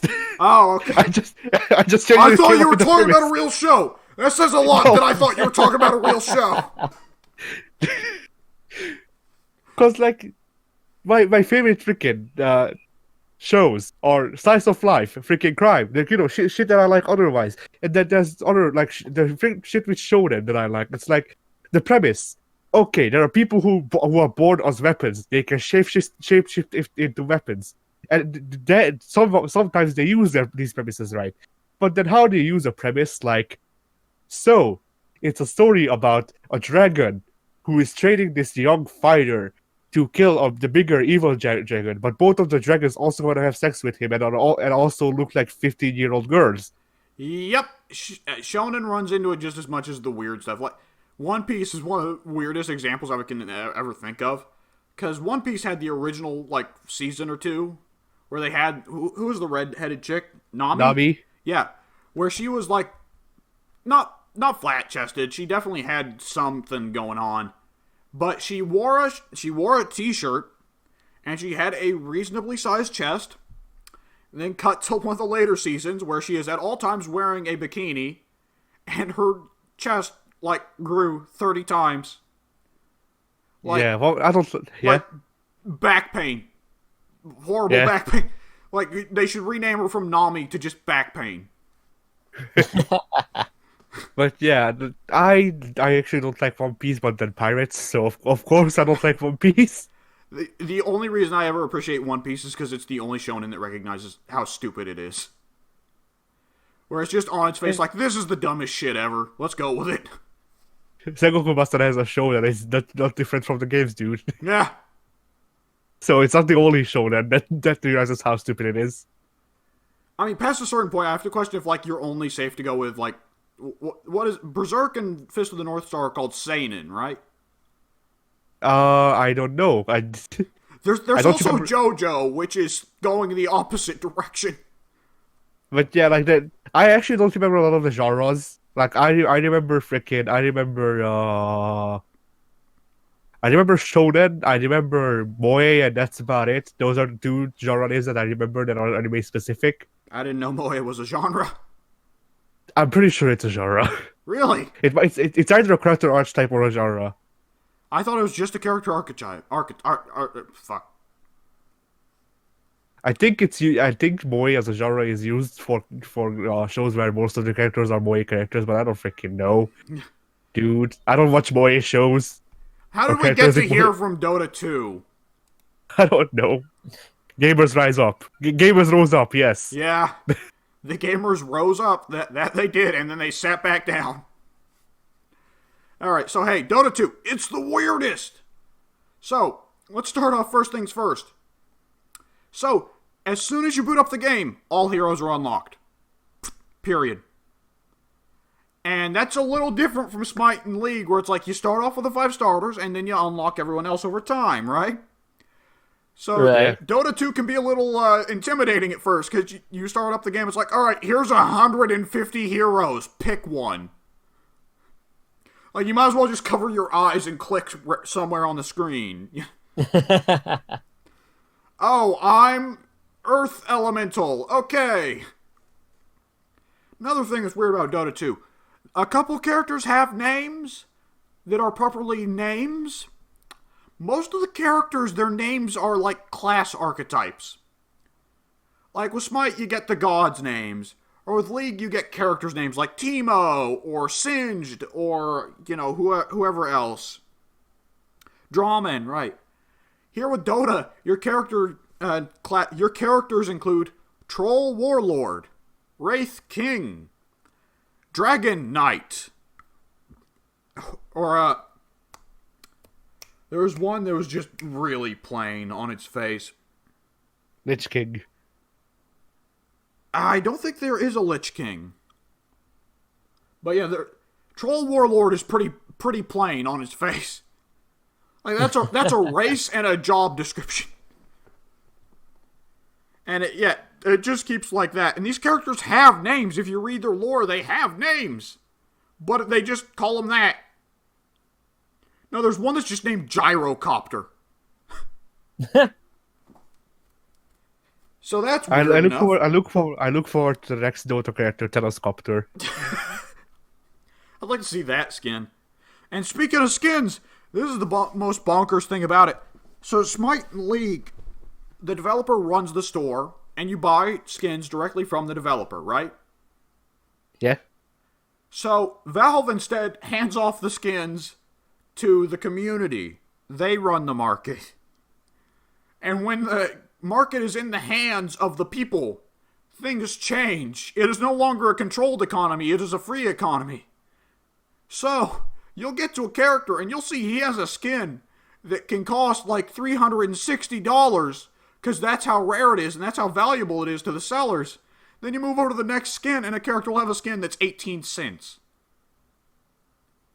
And both are just the same nude skin. Yeah.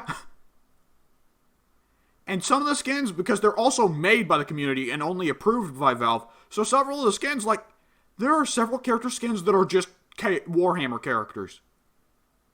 Like, there is a character's skin that is just Nurgle Worshipper. That's the name of the skin, even. They took one character and they outright named the character the exact name as the character, Skarsnik. Like, okay, I don't understand how this works, but okay. So that's all insane. Then let's talk about the actual gameplay. What's weird about it, huh? So, first things first, jungle's a lot bigger than than it is in Smite. That's one thing I never got used to with Smite, how small the jungle is there. Jungle's fucking huge here. And the trees, you can chop down trees all the walls, you know how the Smite jungle has proper walls that block you, right? Yeah. Yeah, you get trees that you can just chop down. Certain items allow you to eat the trees for health. One of the characters, one of his character mechanics is that he gets to pick up a tree and use it as a club. So the walls in the jungle are a mechanic that can eventually be destroyed, allowing you to see through them and walk through them without trouble. And between the center point of the mid lane, top lane, and bot lane, there is a consistent lane of the jungle. Is there just a solid lane going through the jungle on Conquest map and Smite? Well, from what I remember, Conquest has 2 jungles to the side of mid. Or well, basically it's jungle cuts Cuts up the 3 lanes. I know that. Yeah, it cuts them into half. Into thirds. Thirds? Yeah, because there's 3 I don't lanes. remember that. Or well, yeah, there's 2 half jungles, right? That's what you're talking about. Yeah. So But yeah. there is Yeah, go a ahead. sort of lane, not a minion lane, not a tower lane, but there's a sort of lane passing through, cutting through the midpoint of the top, bottom, and mid lanes, right? And that's called the river. And the river is where they put all the buffs, right? The buffs that you pick up at the start of the game for your character. Yeah. And there is one character on the roster, Slarter, who is just a big fish man with a club. And one of his passives makes him travel faster if he's in the river. So that's a character who's just built on the idea of, oh, don't push, just sit in the middle of the lane. And travel between the lanes using that way. That's weird. They're in the jungle. Both halves of the jungle have a shop in them called the Secret Shop, where most of the high-level items can only be bought there. And people can just attack you while you're shopping. And the character designs, some of them are just so weird. So, one of the characters, Wraith King, he has 4 abilities. 4 abilities is the usual amount for a MOBA character, right? Like, outside of shapeshifters in Smite, or Smut, all characters have 4 abilities.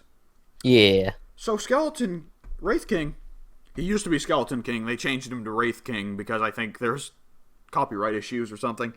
But Wraith King, he gets, out of his 4 abilities, only 1 is an active ability. The other 3 are all passives. He gets 1 active ability where he shoots out a Skull Hadoken that stuns people. Other than that, he's got a passive that gives him and his nearby allies lifesteal. He's got a passive that allows him to build up stacks to eventually unleash a skeleton army. And he's got a passive that makes it so that when he dies, he gets back up. But it's even stronger than Kumbhakarna's, by the way. Kumbhakarna, he gets back up with like a quarter of his health, right? No, Yeah. Wraith King gets up with full health. So Wraith King can't is just... stop it. So Wraith King is... Yeah.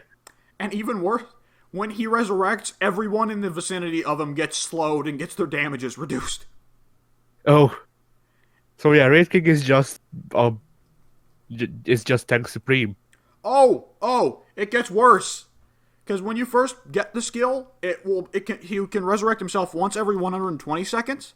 Once you get it leveled up to level 3, he can resurrect once every 40 seconds. And I played late game Wraith King. He is just bonkers. He cannot die. He cannot die. He is just an unstoppable wall of fuck you. So, he's a wild character. And there's all kinds of wild characters on the cast. There's Invoker. And he has his 4 abilities. The first 3 abilities are ingredients. They are like magic words that are ingredients. And the 4th is Activate. So you build up a collection of magic words, a collection of spell ingredients, if you will, and then pop your 4th ability to actually shoot off the spell. So, because he is effectively playing Cooking Mama with his abilities, Invoker, instead of having 4 abilities he can use, has something closer to either 18 or 28 abilities he can use. Oh, man. Yeah! Yeah, if you were scared by some of the more complex characters in Smite, deal with that shit. Oh, you know, Sounds like a more advanced Morrigan. yeah.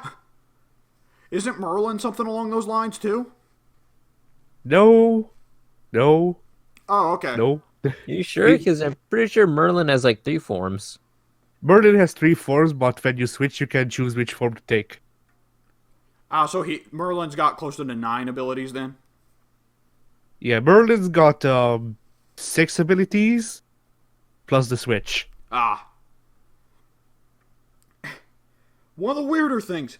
So the MOBA end cap, the level cap is level 20, right? Not in Dota 2, it's 25. But how do you fill out the remaining 5 levels then for like leveling up your abilities?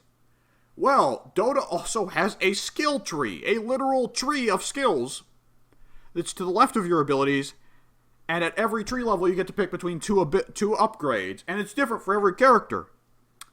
So there's one character, Sniper, who is yet again a weirdo. So Sniper, at several points in his skill tree, gets to simply increase the range of his auto attack. Yeah, that's a weird ability to take. But it gets crazier for Sniper, because Sniper's passive makes it so that there's a 40% chance with every shot that the shot will be a headshot, which will stun, slow, and also have knockback. And so if Sniper gets fed, he's a big carry, because his fire rate can be boosted up like crazy to the point where he is constantly headshotting you. And you just can't do anything if he's auto-attacking you. You're just fucked. Like, this game is the weirdest. Every character most of the characters I pick up, a couple I haven't been able to figure out. Like Shadow Spectre, but several of these characters, even Shadow Spectre has this crazy stuff. This is the kind of game, it's like you remember early Overwatch where you played any character in the game and you're like, oh my god, everyone on this cast is overpowered. Yeah. It's like that. Like, I tried Shadow Spectre. Shadow Spectre is not very good at fighting people. His spells are not very good for that. However, his ult is just summon like 30 snakes that each take 2 hits to die, and it outright tells you, this move isn't very good for going up against people, but it is great for going up against a tower. It is a character that is entirely built not for team fighting or soloing against other people, a character that is entirely built just on pushing the lane. Are there any characters in Smite who are entirely lane push based? I don't think so. Not to my knowledge. Because, like, Nuwa gets kind of close, doesn't she? She doesn't have any particularly anti-tower skills. Vulcan? No.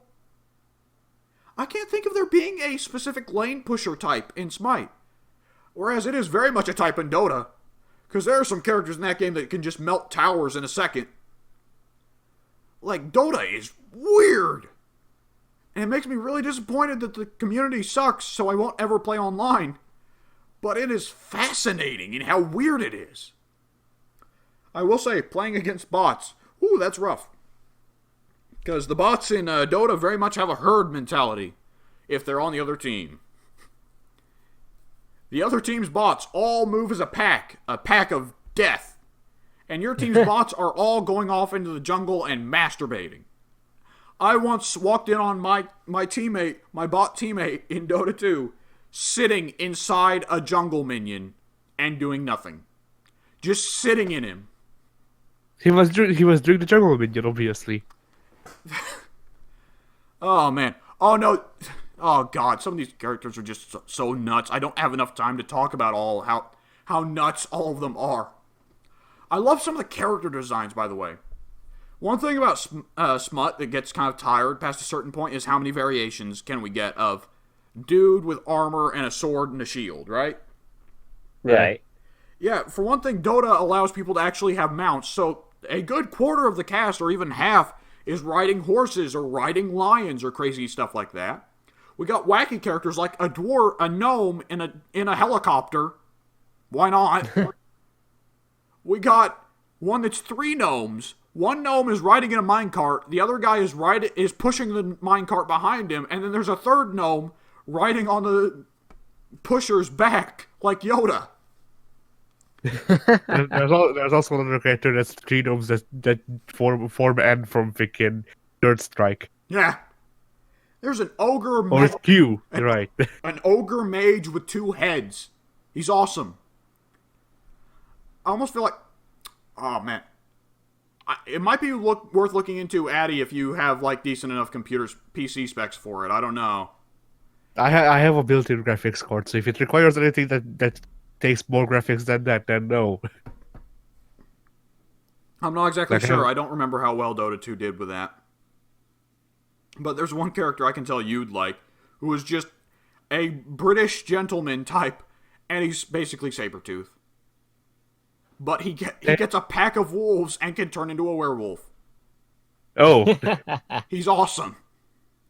This game, like, you remember how much of a weirdo Nuwa is in Smut for her ability to summon minions? No? Is there anyone else in Smut that can summon minions? Yes? That? For a more recent one, there's someone else that I'm forgetting that I actually play who Baka. summons minions. Baka with his ult. Buxter Baka. and Kuzenbo. Kuzenbo. Right, Kuzenbo. I wouldn't count Hera though, because it's half her mechanic. That's half of her. Pretty much. I didn't say Hera. Yeah. Oh, I was just trying to go through myself. But like a lot of the cast in Dota summons minions, and that's their mechanic. Because like out of the guys I've mentioned so far, Wraith King, Shadow Shaman, and Lycan, all 3 of them have a ability that is just them summoning minions. It's a weird game. And I hope I can put more time into it over the coming weeks to talk about it further. And I should probably try League as well so that we can talk about that. But yeah, that is it for what I've done this past week. I gotta go. All right. I gotta go attend my own birthday party. So, Addy, for my birthday, would you please say bye? Just 1 second. This one last picture. I just want you to go out on a good note. Tell me when you need the timestamp. Put up a timestamp. Shoot. Flying pizza. Well, for me, it won't load. Oh my... It's a magic pizza. Yeah. Bye. Pizza pasta. Ah. Oh shit, did I just accidentally open up an app? I think I did. Oh, what did I open up? Did I open up Twitch? I might have opened up Twitch. Whoopsie. Alright, I'm stopping here. See you folks later. I definitely... no, I opened up Origin. That's even worse.